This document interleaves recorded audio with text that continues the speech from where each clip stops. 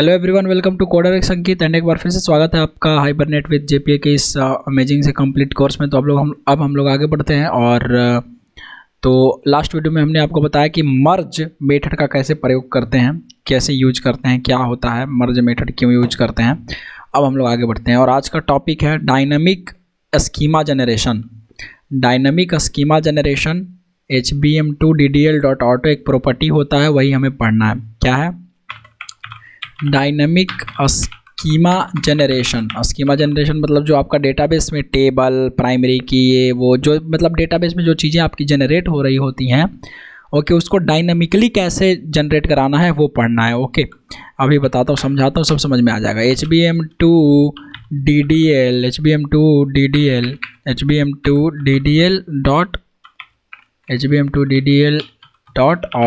यही प्रॉपर्टी है एक।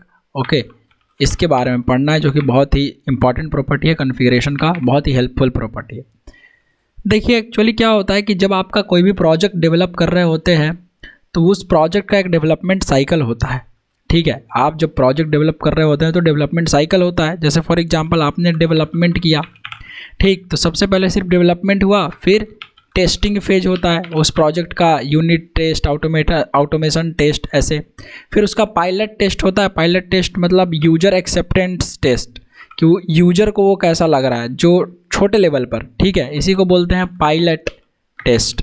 ओके, फिर लास्ट में वो कोड जाता है प्रोडक्शन पर। ओके, लास्ट में, अब सबसे लास्ट में वो कोड को जो है रिलीज कर दिया जाता है क्लाइंट को प्रयोग करने के लिए। तो आखिर ये जो डेवलपमेंट फेज है जो डेवलपर यूज कर रहे होते हैं। बात समझ में आ रही है? डेवलपमेंट फेज कौन यूज करेगा? डेवलपर। ठीक है, डेवलपमेंट फेज डेवलपर यूज किया। टेस्टिंग में अपना यूनिट टेस्टिंग या वही कंपनी में जो काम कर रहे हैं वो लोग अपना ऑटोमेशन टेस्टिंग वगैरह कर रहे हैं, तो कर रहे हैं। ये डेवलपमेंट लाइफ साइकिल हो गया। ओके, ध्यान से समझेंगे इस बात को। ये हमारा डेवलपमेंट लाइफ साइकिल हो गया। एक एग्जाम्पल लेते हैं। तो आपका एक प्रोजेक्ट जो है, जो डेवलपमेंट हो रहा है, जो टेस्टिंग हो रहा है, ठीक है, तो जैसे डेवलपर का जो लैपटॉप है, वो लैपटॉप अब या कंप्यूटर जो है, हम हर जगह, हर इस स्थिति में, इस साइकिल में अलग अलग डेटाबेस का प्रयोग करेंगे। ठीक है, मान लेते हैं कि आप डेवलपर थे, आप जावा के डेवलपर थे और आपने अपने कंप्यूटर में इंस्टॉल कर लिया MySQL, और टेस्टिंग वाले बंदों के पास है PostgreSQL। और जब पायलट टेस्टिंग की गई तो ओरेकल पर, और प्रोडक्शन किया गया ओरेकल के इंटरप्राइज लेवल एडिशन पर। तो डेवलपमेंट का मतलब क्या? प्रोजेक्ट का डेवलप होना, डेवलपर्स इन सॉफ्टवेयर कंपनी। ठीक है, तो डेवलपमेंट फेज डेवलपर्स मैनेज करेंगे इन जो भी आपके सॉफ्टवेयर का कंपनी होगा, सॉफ्टवेयर डेवलपमेंट का। Okay, software SW, okay, software company. अब टेस्टिंग में क्या होएगा? Testers in the company. Okay, ये काम किनका रहेगा? Testers in the software company, वही डेवलपमेंट वाले company, right. Tester in the software company, जो कंपनी में आप जॉब कर रहे हैं उसमें डेवलपमेंट की टीम है, उनमें टेस्टिंग की टीम है। ठीक है, ऐसा होता है। तो टेस्टिंग अपने हिसाब से लिखेंगे। और UAT, ये जो है, ये जिनको प्रोजेक्ट चाहिए, जो हमारा क्लाइंट है, जो हमारा प्रोजेक्ट बनवा रहा है, जिसके लिए हम काम कर रहे हैं मिल करके, हम पूरी टीम अपने कंपनी में काम कर रहे हैं, तो वो जो क्लाइंट है, वो ऐप टेस्ट होने के बाद वो यूजर की टेस्टिंग होती है। समझ रहे हो? यूजर की टेस्टिंग मतलब वो अपने ऑर्गेनाइजेशन में लोगों को दिखा करके उसको यूज करवा के फीडबैक लेगा कि हाँ भाई सब सही है कि नहीं। ओके, तो client organisation people, okay, people uses the app, okay, uses the app, okay, and app मतलब application, okay, uses the app and है ना, before releasing, right, before releasing to be used by everyone, before using to be used by everyone in production environment, okay, in production environment। तो client के कुछ लोग use करते हैं, देखते हैं कि हाँ भाई सब फीचर्स सही से काम कर रहे हैं कि नहीं कर रहे हैं। अब बात रही प्रोडक्शन की। ओके, तो प्रोडक्शन क्या, इसका कौन सा फेज होता है? इसका मतलब होता है when project is live and ready to use for the customers. Okay, for the customers, या जो भी कस्टमर है ना, जिनके भी मान लो कि हम लोग फेसबुक यूज कर पा रहे हैं, तो फेसबुक का कोड जो है वो प्रोडक्शन मोड में चल रहा है, फेसबुक का प्रोजेक्ट प्रोडक्शन मोड में ऑलरेडी चल रहा है, तो हम उसको यूज कर पा रहे हैं, समझ में आया, तो वो प्रोडक्शन फेज हुआ। ठीक है, उससे पहले फेसबुक वालों ने बना के अपने टीम में चेक किया होगा, तो डैट इज UAT है ना, मतलब क्लाइंट ऑर्गेनाइजेशन पायलट टेस्ट, जहाँ पे उनका चेक हुआ होगा। ये क्लाइंट का मैं बात कर रहा हूँ, जैसे फॉर एग्जांपल आपने बनाया किसी आदमी के लिए प्रोडक्ट, एक प्रोजेक्ट बनाया, उस प्रोजेक्ट को आप जब डिलीवर करोगे तो वो पहले अपने लोगों को यूज करवा के दिखाएगा, 15-20 लोगों को यूज करके दिखाएगा। जैसे फॉर एग्जांपल आपको एक देश में कुछ प्रोजेक्ट लॉन्च करना है, तो आप उसको पहले ब्लॉक लेवल पर शुरू करोगे, पहले टेस्ट करोगे, पायलट करोगे, है ना, पायलट टेस्टिंग, पहले छोटे लेवल पर टेस्ट करोगे, वही चीज़ है, फिर उसको पूरे देश पर इम्प्लीमेंट करोगे। ऐसा नहीं कि सारा पैसा एक ही बार में लगा दिए, राइट, समझ में आ रहा है बात। तो उसी प्रकार से जब आपका एक एप्लीकेशन का डेवलपमेंट होता है, तो जहां आप काम कर रहे हो जिस भी सॉफ्टवेयर कंपनी में, वो डेवलपमेंट का फेज डेवलपर्स देख रहे होते हैं, फिर डेवलपमेंट के बाद उस प्रोजेक्ट की यूनिट टेस्टिंग या ऑटोमेशन टेस्टिंग की जाती है, फिर उनको क्लाइंट को दिया जाता है ये दिखवाने के लिए कि जरा चेक करिए क्या आप सही चल रहा है, क्या आप फीचर सही अच्छे से काम कर रहे हैं, आपके मुताबिक आप जो बोले थे वो सब ठीक ठाक से है, देखिए फीचर मैंने लगा दिया है, आप जरा चेक करके बताइए। तो वो क्लाइंट ऑर्गेनाइजेशन के लोगों के पास वो अपना क्लाइंट उनको बताता है कि हाँ भाई देखो इंस्टॉल करके क्या दिक्कत है, क्या अच्छा लग रहा है, चलिए उनका फीडबैक लिया जाएगा, फिर तब जा करके किसी भी कोड को, किसी भी प्रोजेक्ट को जो है प्रोडक्शन मोड में ले जाया जाता है, ताकि पूरा कस्टमर यूज कर सके। तो अब बात यह है कि भाई देखिए होता है एक्चुअली क्या, कि जब आपका एक डेवलपर काम कर रहा होता है किसी भी कंपनी में, या मान लेते हैं वो अपना भी जो भी प्रोजेक्ट कोई भी डेवलप कर रहा है, तो अब ये ज़रूरी नहीं है कि हर किसी के पास जो है वो लैपटॉप या कंप्यूटर जो है बहुत ही पावरफुल मशीन हो, बहुत ही पावरफुल कॉन्फ़िगरेशन का मशीन हो।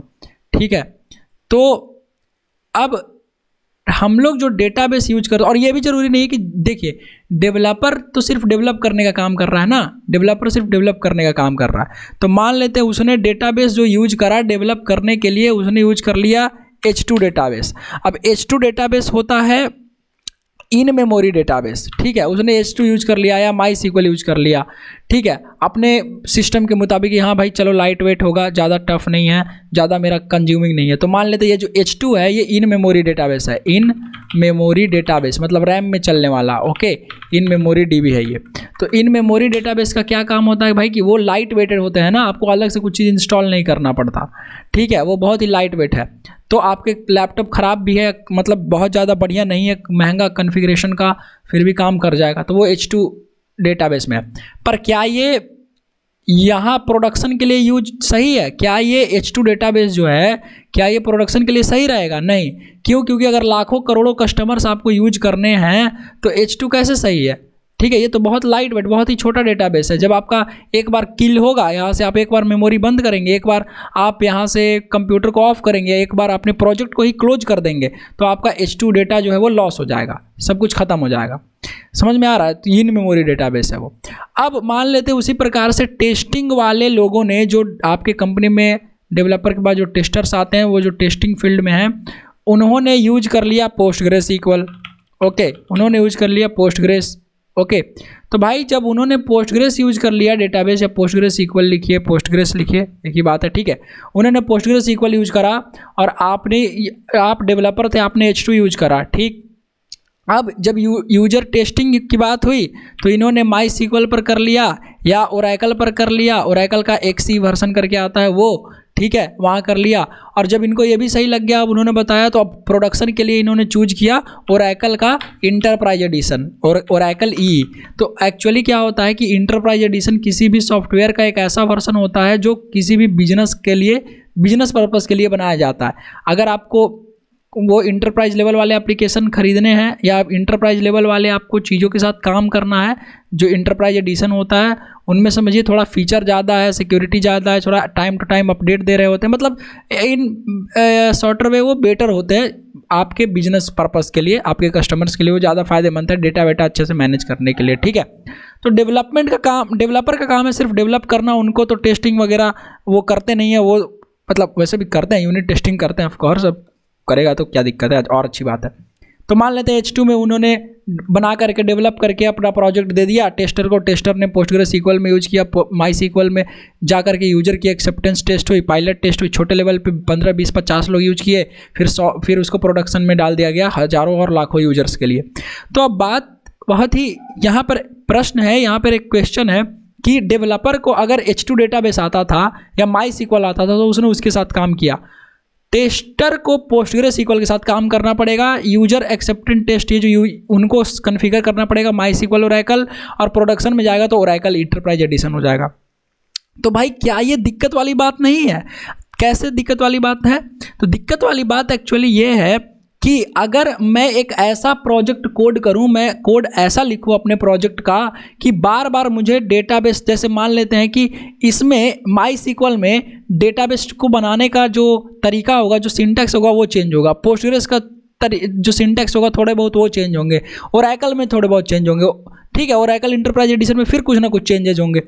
तो भाई ये जो बार बार चेंजेज आ रहे हैं, तो अगर मुझे लिखना है तो इस प्रकार से एक डेवलपर को कितने सारे चीज़ों की नॉलेज रखनी पड़ेगी? क्या यह पॉसिबिलिटी है कि वो दुनिया का सारा PostgreSQL और कोई भी एनी रिलेशनल डेटाबेस सीख जाए? कभी भी पॉसिबल नहीं है कि कोई भी आदमी कुछ भी 100% सब कुछ सीख जाए। तो ये दिक्कत वाली बात है, एक सिर दर्द है कि भाई आखिर ऐसा क्या किया जाए। तो हाइबरनेट फ्रेमवर्क ने इसका भी सॉल्यूशन दे दिया है, कहा है कि आप जो भी टेबल का जनरेशन करवाएंगे, जो भी आप DDL नाम ही है, data definition language. Data definition language का मतलब क्या होता है? Create table, create database, alter table, alter database, create ये कंस्ट्रेंट प्राइमरी की वगैरह, ये सब जो आप मतलब जो भी चीज़ें आप एक स्कीमा के अंदर क्रिएट कर रहे होते हो, जिससे आपका डेटाबेस के स्कीमा में कुछ कुछ चेंजेज हो रहे होते हैं। डेटा की पर्टिकुलर की बात नहीं कर रहा, एक रिकॉर्ड की नहीं बात कर रहा, उससे रिलेटेड टेबल का, उससे रिलेटेड सीक्वेंस का, जनरेटर्स का, ऐसे ऐसे चीज़ों में जब चेंज हो रही होती है तो वो डेटा डेफिनेशन लैंग्वेज हो रही होती है, ठीक है। तो आपको जब टेबल बनाना था तो H2 में अपने तरीके से बना, PostgreSQL में अपने तरीके से बना, इसमें अपने तरीके से बना, इसमें अपने तरीके से बना।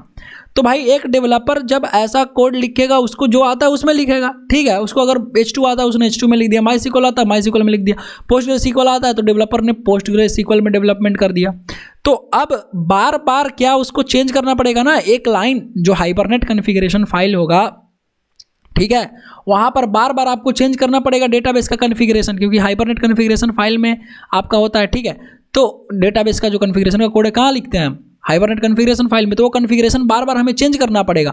तो डेवलपमेंट तो डेवलपर वाला तो कर देगा आदमी, लेकिन टेस्टिंग वाला उनको डेवलपमेंट से उतना मतलब नहीं है, तो वो नहीं कर पाएगा। यूजर वो तो और नहीं, क्लाइंट तो और नहीं कर पाएगा, और प्रोडक्शन की तो बात ही रह गई।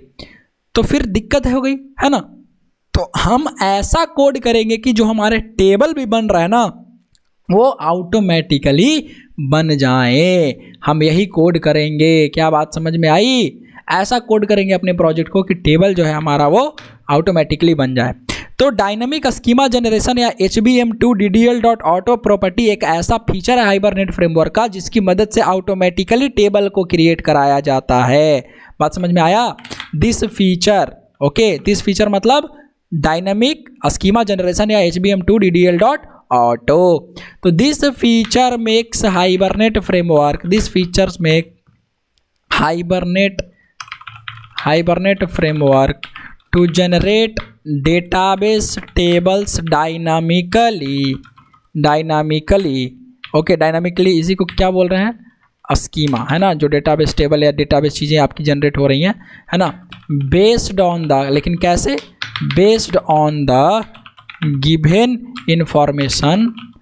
आप डेटाबेस टेबल का इंफॉर्मेशन कहाँ देते हैं? मैपिंग फाइल में, है ना।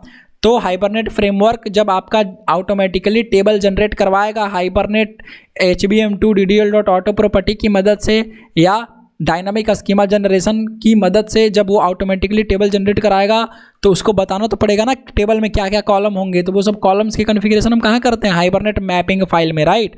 तो this feature makes Hibernate framework to generate database table dynamically based on the given information in Hibernate mapping file. बात समझ में आई? ओके, अब बात एक चीज़ और लाइन है कि to use this feature, okay, it is recommended, it is good to have, है ना, इट इज़ रिकमेंडेड। एक अच्छी चीज़ आप कर सकते हैं, बहुत ही अच्छी चीज़ ये कर सकते हैं कि it is recommended to specify it is recommended to specify type length not null या यूनिक एंड etc। ये जो एट्रीब्यूट्स होते हैं ना, attributes in the mapping file for database table columns. जो आपका एक डेटाबेस के टेबल में कॉलम होता है वो किस प्रकार का डेटा रखने वाला है, उसका टाइप क्या हो जाएगा उस कॉलम का, या उस कॉलम में जो डेटा आएंगे वो कौन से टाइप के रहेंगे, या वो कितना मैक्सिमम लेंथ का डेटा रख सकता है, मतलब उसमें कितने कैरेक्टर्स हो सकते हैं मैक्सिमम, वो नॉट नल होगा, नल रखेंगे कि नहीं, नल अलाउ करेंगे कि नहीं, वो यूनिक होगा कि नहीं, ये सब जो एट्रीब्यूट्स हैं हम सेट कर सकते हैं। ओके, और ये एक अच्छा प्रैक्टिस है।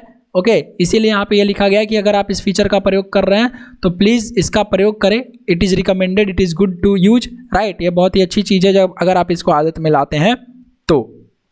बहुत बढ़िया, हम ये समझ गए, ठीक है। तो अब बात ये है कि जैसे सबसे पहले इसके ऊपर तो मैं एक और लाइन ये लिख दूंगा, है ना, यहाँ पे कि दिस फीचर, इसके बारे में मैंने जो अभी आपको बताया है ना कि the best part about this feature is what, है ना, कि इट इज़ वेरी यूजफुल, ये बहुत ही ज़्यादा लाभदायक है। If database changes, it database software, it DB softwares gets changed in the middle of development, gets changed in the middle of development, है ना। अगर डेवलपमेंट फेज में अगर कहीं पे डेटाबेस सॉफ्टवेयर की चेंज हो रही है तो वहाँ पर ये बहुत ही ज़्यादा यूजफुल है, क्योंकि ऑटोमेटिकली टेबल बना देगा। आपको बार बार कन्फिग्रेशन करने की ज़रूरत नहीं है कि इसका ये लिखो, उसका वो लिखो, दिस, और इसका सिंटैक्स अलग है तो इसको अलग, मतलब अलग तरीके से कुछ हो, है ना। बेसिकली ये काम जो आप राइट क्लिक करके यहाँ पे जो है ना, जैसे इस हमारे GUI सॉफ्टवेयर में यहाँ पे राइट क्लिक आपने करा, क्रिएट करा, टेबल बनाया, कॉलम बनाया, ये सब काम आपको नहीं करने पड़ेंगे। ओवरऑल यही कहने का मतलब है ना। वो खुद ही हाइबरनेट मैपिंग फाइल के कॉन्फ़िगरेशन को देख करके बना देगा।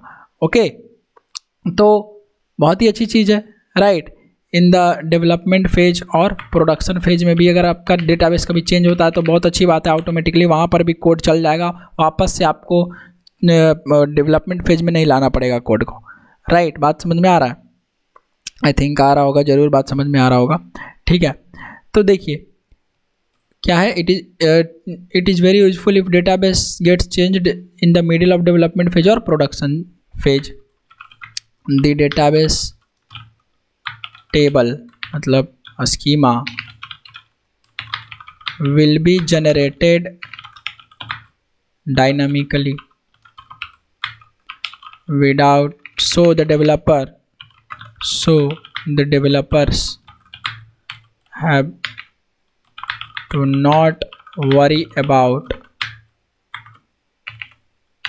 learning all the databases, right। आपको हर डेटाबेस की जानने की ज़रूरत नहीं है और हर चीज़ को वो करने की टेंशन नहीं रहेगी, समझ गए। तो इस फीचर से हमारा ये काम हो रहा होता है। ओके, देखिए तो इस फीचर को इम्प्लीमेंट कैसे करते हैं। तो ये जादुई शक्ति है जो आपको हाइबरनेट ये दे रहा है, ये जो फीचर दे रहा है, उसका प्रयोग हम करते हैं कुछ इस प्रकार से। एक प्रॉपर्टी लगाते हैं, प्रॉपर्टी जिसका नाम है HBM2 property name equal to HBM2 DDL.auto। Okay, और यहाँ पर उसका वैल्यू आ जाता है कुछ भी, ठीक है, जो भी वैल्यू है अभी बताऊँगा क्या वैल्यू है, और प्रॉपर्टी को आपने कर दिया क्लोज। तो इस प्रॉपर्टी के माध्यम से, इस प्रॉपर्टी की मदद से आप जो है इसको कहाँ कर सकते हैं यूज। सबसे पहले तो बात रही कि आखिर लिखेंगे कैसे, तो इसको लिखेंगे हम हाइबरनेट कॉन्फ़िगरेशन फाइल में। ओके, हम इसको कहाँ लिखते हैं, इन hibernate.cfg.xml, है ना, हाइबरनेट कॉन्फ़िगरेशन फाइल जिसको बोलते हैं, हाइबरनेट कॉन्फ़िगरेशन फाइल में जहाँ आप लिखते हो इसको हम वहाँ लिखेंगे, ठीक है, इसको, इस प्रॉपर्टी को। अब यहाँ पर कुछ ना कुछ वैल्यूज आएंगे, ठीक है। तो the possible values for this property, इस प्रॉपर्टी का जो पॉसिबल वैल्यू है वो देखिए, एक है क्रिएट, ठीक है, आप और क्या डाल सकते हैं, अभी सबका अलग अलग है बताऊंगा, अपडेट, उसके बाद होता है वैलिडेट, ओके, उसके बाद होता है क्रिएट ड्रॉप, क्रिएट ड्रॉप। ये जो अपडेट है सबसे अच्छा है, सबसे अच्छा यही यूज करिए, बहुत ज़्यादा यूज होता है। वैलिडेट जो है ये by default validate he set होता है, ओके। अगर आप कुछ नहीं सेट कर रहे हैं तो इसका मतलब क्या है, वैलिडेट सेट है। तो बहुत ही सिंपल है, आपको इस प्रॉपर्टी का यूज यहाँ करना है, कहाँ, देखिए पहले तो मैंने ये खोल लिया, पहले इसको क्लोज करते हैं, ये हमारा पहले से खुला हुआ है, और just close it, merge test, ठीक है, ये हमारा मर्ज टेस्ट है। एक काम करते हैं, इसको मैं कॉपी पेस्ट करता हूँ कोड को, और यहाँ पे लिख देते हैं प्रोजेक्ट को, project 11 HBM2 DDL, okay, HBM2 DDL auto, ये सिखा रहा हूँ इसलिए मैंने इसको कॉपी करा। प्रोजेक्ट का नाम, प्रोजेक्ट के नाम में यहाँ पे रूट नेम चेंज करेंगे, तो रूट नेम जो रहता है वही डालते हैं, है ना, proj 11 HBM2 DDL _ auto, okay, इसको सेव करिए, परफेक्ट। राइट क्लिक करके थोड़ा सा एक बार इसको कर लेंगे हम, Gradle update, Gradle refresh update, ठीक है, चलिए अपडेट कर लिए सब कुछ, अब एरर चला गया यहाँ से। हम चलते हैं इसके कॉन्फ़िगरेशन फाइल में, सोर्स cfgs hibernate cfgs.xml। ये कॉन्फ़िगरेशन फाइल में देखिए एक प्रॉपर्टी हम यहाँ अलाउ करेंगे, ठीक है, एक प्रॉपर्टी हम डालेंगे कुछ इस प्रकार से, प्रॉपर्टी थोड़ा नीचे बनाता हूँ स्पेस लेकर के, यही ध्यान दीजिएगा, प्रॉपर्टी क्या लिखेंगे, प्रॉपर्टी नेम में क्या लिखेंगे, चुपचाप लिख दीजिए HBM2 DDL.auto। अब यहाँ पर एक वैल्यू आएगा, सबसे पहले आता है हमारा क्रिएट, इस क्रिएट का मतलब समझते हैं, फिर इसका प्रैक्टिकल करेंगे, अभी मैंने बस इसको लिख दिया है, ठीक है। स्निपिंग टूल्स, पहले इसका मतलब हम समझेंगे, फिर जाकर के इसका प्रयोग करेंगे, ओके। इसको कॉपी करिए, इसको करिए पेस्ट, ओके, चलिए, तो 1 by 1 अब हम लोग समझ रहे हैं।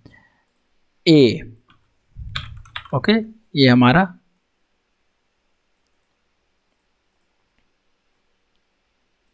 देखिए, ये समझिए कि प्रॉपर्टी नेम HBM2 DDL.auto जब आप क्रिएट करते हैं तो क्रिएट क्या करता है, तो इसको सेट करने के साथ ही, ओके, इसको जैसे ही आप सेट करते हैं तो it will always create new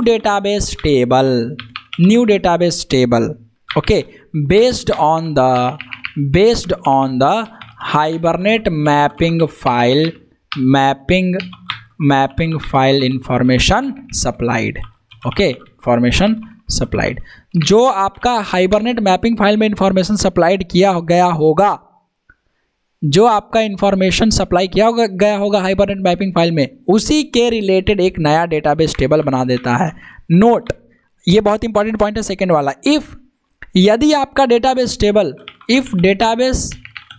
table is already existing, then it will delete the table and then it will create one new fresh database table, ठीक है, एक नया डेटाबेस टेबल इस क्रिएट करेगा, ओके, एक नया डेटाबेस टेबल क्रिएट करेगा। सारा अब डेटाबेस टेबल ही डिलीट हो जाएगा अगर ऑलरेडी पहले से उसमें है तो। फॉर एग्जाम्पल अगर आपने एक प्रोजेक्ट बनाया, मान लेते हैं कि आपने बनाया, जैसे मान लेते हैं IRCTC का ये एप्लीकेशन है, ओके, IRCTC इसमें हाइबरनेट का कोड लिखा हुआ है, यहाँ पर जो है HBM2 DDL.auto जो है वो क्रिएट सेट है, ऐसा सेट है मान लेते हैं, ठीक। तो जब क्रिएट चलेगा ना, तो फॉर एग्जाम्पल इसमें क्या होता है, जैसे ही आप रन करेंगे तो पहले से जो डेटाबेस है, अब पहले से डेटाबेस टेबल है, ठीक है, मान लेते हैं यहाँ से टेबल है बना हुआ है और आराम से क्रिएट किया गया है, तो ये क्या करेगा, मान लेते हैं अचानक से लाइट कट गई, कंप्यूटर ऑफ हो गया, तो जैसे ही कंप्यूटर ऑफ हुआ, ठीक है, जैसे ही वापस से रीस्टार्ट हुआ आपका, ये रीस्टार्ट हुआ सर्वर, रीस्टार्ट आपने करा, आपका जो प्रोग्राम है, आपका जो प्रोजेक्ट है उसको रीस्टार्ट किया, अब वापस से ये जो पहले डेटाबेस यहाँ पर पड़ा हुआ था IRCTC का, जितने पैसेंजर का लिस्ट, जितने भी जो चीज़ें हैं, सारा डेटा यहाँ से डिलीट हो जाएगा और वापस यहाँ पर काम करेगा। नया एक टेबल, फ्रेश नया टेबल बनेगा, ब्लैंक टेबल फ्रेश नया बनेगा। समझ में आ रहा है बात? तो अब ऐसा बंद ही नहीं होने देते हैं, इसीलिए तो सर्वर वाले जो रूम होते हैं, सर्वर रूम जहाँ पे कंप्यूटर, जहाँ ऐप वेब चल रहा है, वो हमेशा 24 घंटे सालों भर ऑन रहते हैं। बट 1% ये भी लेकर के चला जाता है कि हाँ भाई अगर डेटा डिलीट हो गया तो क्या करेंगे, इसीलिए डेटा को रन टाइम पर बैकअप भी करवाते रहते हैं। और पहले तो ऐसा होता था, जहाँ तक मुझे पता है कि IRCTC का जो आपका डेटा होता है वो हर 2 या 3 साल के पीरियड में वो रीसेट होते रहता है, मतलब ख़त्म होते रहता है वो। तो उनमें क्या सेट करना बेहतर है, आपने अपने कंप्यूटर को रीसेट करवा दिया, या मान लो कि 2 साल में कभी आपका IRCTC का जो ऐप है वो 10 मिनट के लिए डाउन हो गया, 10 मिनट के लिए बंद हो गया, ओके 10 मिनट के लिए बंद हो गया, तो आप सोचो जब 10 मिनट के लिए ये बंद हो जाएगा आपका IRCTC का एप्लीकेशन, तो आपका वापस से चालू करोगे, ओके 10 मिनट बाद आप रीस्टार्ट करोगे ना, तो जैसे ही रीस्टार्ट करोगे और उसमें अगर क्रिएट प्रॉपर्टी लगाया हुआ है, ठीक है, तो ये सारा डेटा वैनिश हो जाएगा, डेटाबेस टेबल वैनिश हो जाएगा, फिर से डेटा आएगा। क्या बात समझ में आया? तो ये वहाँ यूजफुल है जहाँ आपको लगे कि हाँ भाई रीस्टार्ट करें तो डेटा आ जाए, और रीस्टार्ट का चांस जो है बहुत लेस होना चाहिए, मतलब 2-3 साल में एक आध बार रीस्टार्ट हो रहा है आपका प्रोजेक्ट तब सही है ना, वरना बार बार अगर रीस्टार्ट होने वाला सिस्टम है, वैसा इन्वायरमेंट है, तो भाई क्रिएट मत करो, सारा डेटा तो लॉस कर जाओगे, कैसे बैकअप बनाओगे उतना जल्दी, समझ रहे हो? वही चीज़ है। तो HBM2DDL.auto क्रिएट क्या करता है, एक हमेशा एक नया डेटाबेस, फ्रेश डेटाबेस टेबल बनाता है, और अगर कोई डेटाबेस टेबल एग्जिस्ट पहले से वही सेम टेबल उस मैपिंग फाइल के लिए कर रहा होता है सेम नाम से, तो वो डिलीट हो जाता है और एक नया टेबल बनता है अगर वो एग्जिस्ट कर रहा है तो, ठीक है। चलिए, तो अब देखिए आखिर ये हाइबरनेट फ्रेमवर्क इसको बनवाता कैसे है, तो इंटरनली यूजेज, ये प्रॉपर्टी जो है, it internally uses schema export tool, एक टूल होता है जिसका प्रयोग होता है। अब इस टूल के बारे में ज़्यादा जानना नहीं है, बस नाम सुन लिया काफ़ी है, ठीक है। तो हाँ, अब बताइए मैंने क्या बताया, इसका जो सबसे ज़्यादा जो बेनिफिट है कि if you are developing long running application without shutdown और रीस्टार्ट और once in a very long while there is chance to restart the application, then it is good to go with, then it is recommended to go with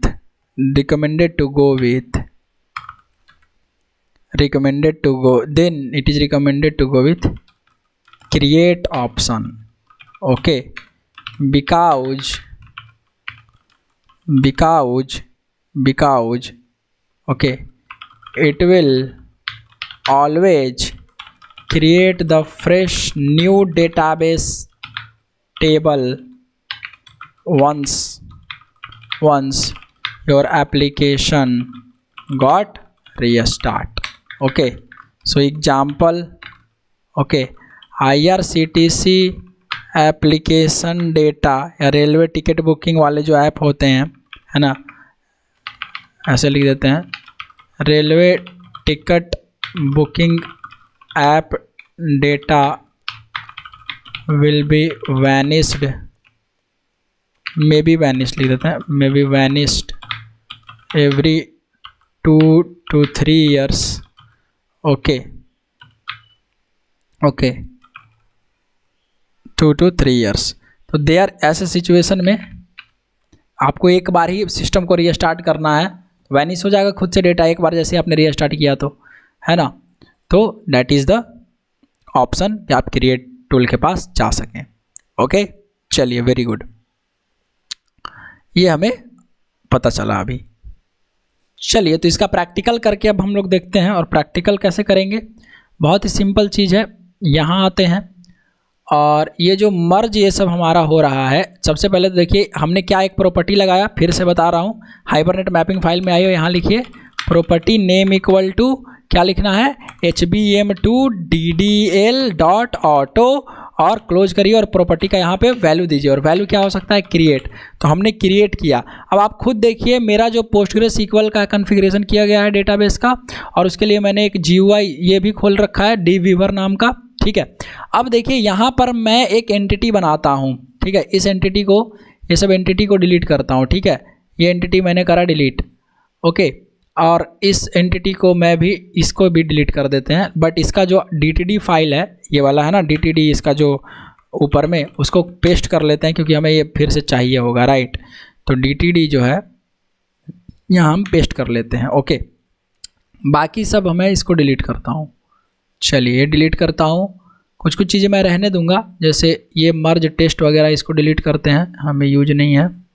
यहाँ यूटिल, hibernate utility छोड़ देता हूँ, यूटिल class, क्योंकि यहाँ से configuration हो रहा है, ठीक है। और ये तो ऑलरेडी मैंने आपको पढ़ा रखा है, पीछे वीडियो में जाके देख लीजिए अगर नहीं समझ में आ रहा है तो।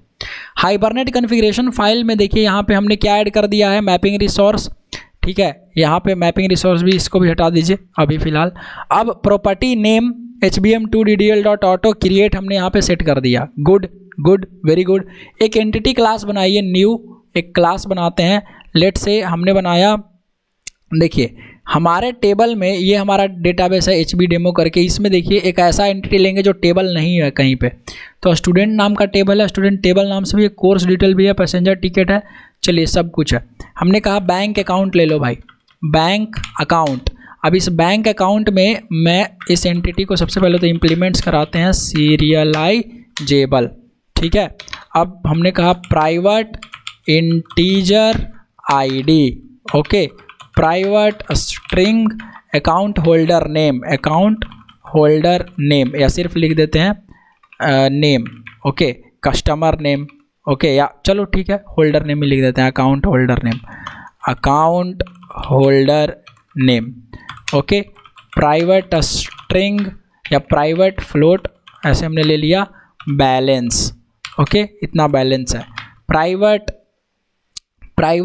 Long account number, private long account number, okay, account number. चलिए इतना काफ़ी होगा आई थिंक, हाँ। राइट क्लिक करके क्या कर लेंगे, generate getter and setter, source में जा करके गेटर एंड सेटर यहाँ से हमने जनरेट करा लिया।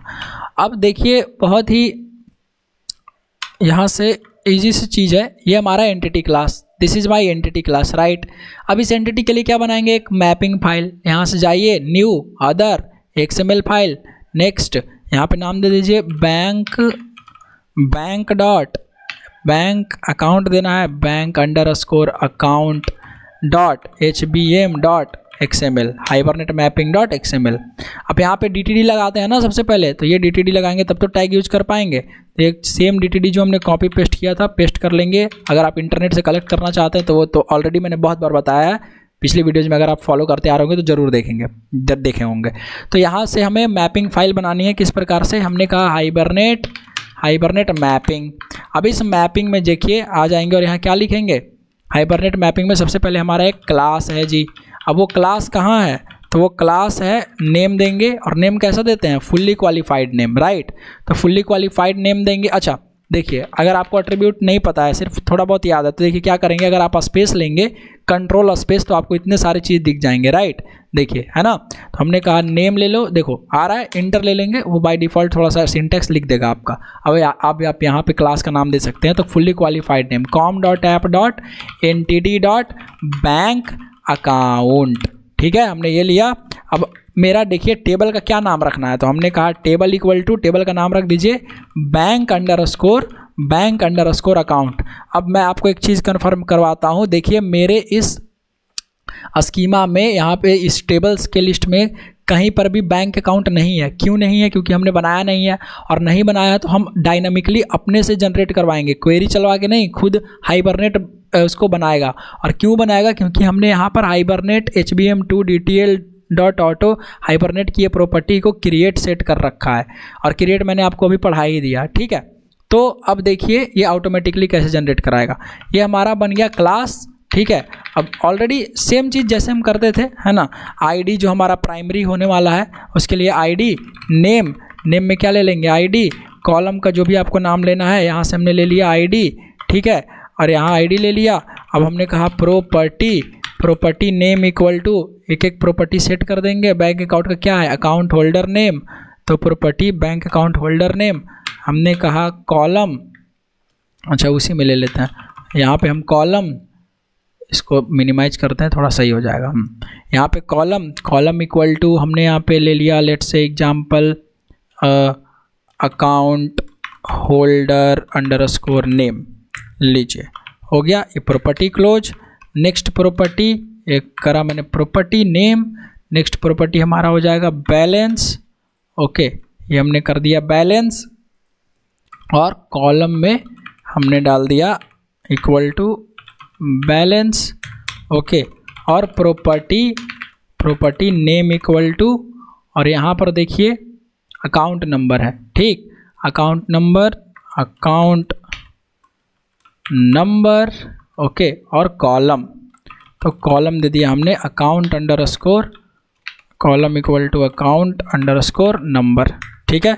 ये प्रॉपर्टी भी हमने सेट कर दिया, ओके। अब देखिए जब भी आप, मैंने क्या बताया कि जब भी आप क्रिएट का प्रयोग करेंगे यहाँ से इस हाइबरनेट कॉन्फ़िगरेशन फाइल में, जब भी आप ये डायनामिक जनरेशन करवाएंगे तो ये अच्छी आदत है कि आप क्या सेट करें, ठीक ना। यहाँ पे देखिए मैंने लिखा इट इज़ ऑलवेज रिकमेंडेड, यहाँ पे देखिए कहाँ गया हमारा, कहाँ गया, इट इज़ रिकमेंडेड मैंने कहीं नहीं लिखाया, जरूर कहीं लिखा होगा।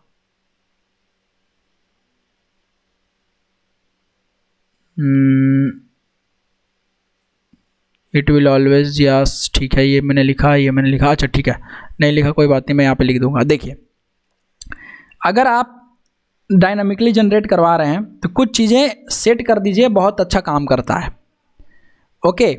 जैसे unique property, not null property, ठीक है, लेंथ प्रॉपर्टी, ये सब बहुत अच्छे से सेट कर दीजिए, ठीक है, तो आपका बढ़िया रहेगा। कहाँ पे? हाइबरनेट मैपिंग फाइल में आना है, यहाँ हाइबरनेट मैपिंग फाइल में आना है, और इन प्रॉपर्टीज़ में आपको चलना है और यहाँ पे लिखना है कि लेंथ, देखिए ठीक है। इन प्रॉपर्टीज़ में सबसे पहले मैं इनका लिखता हूँ। हमने कहा लेंथ, अब हमने लेंथ लिख दिया, तो लेंथ लिख देंगे तो इससे क्या होगा कि ये जो हमारा स्ट्रिंग जो लेंथ रखने वाला है वो कितना लेंथ रखेगा, है ना। तो यहाँ पे हमने रख दिया 10, ठीक है, या 12, कुछ इस प्रकार से, ओके। टाइप क्या होगा? इसका स्ट्रिंग होगा, ठीक है।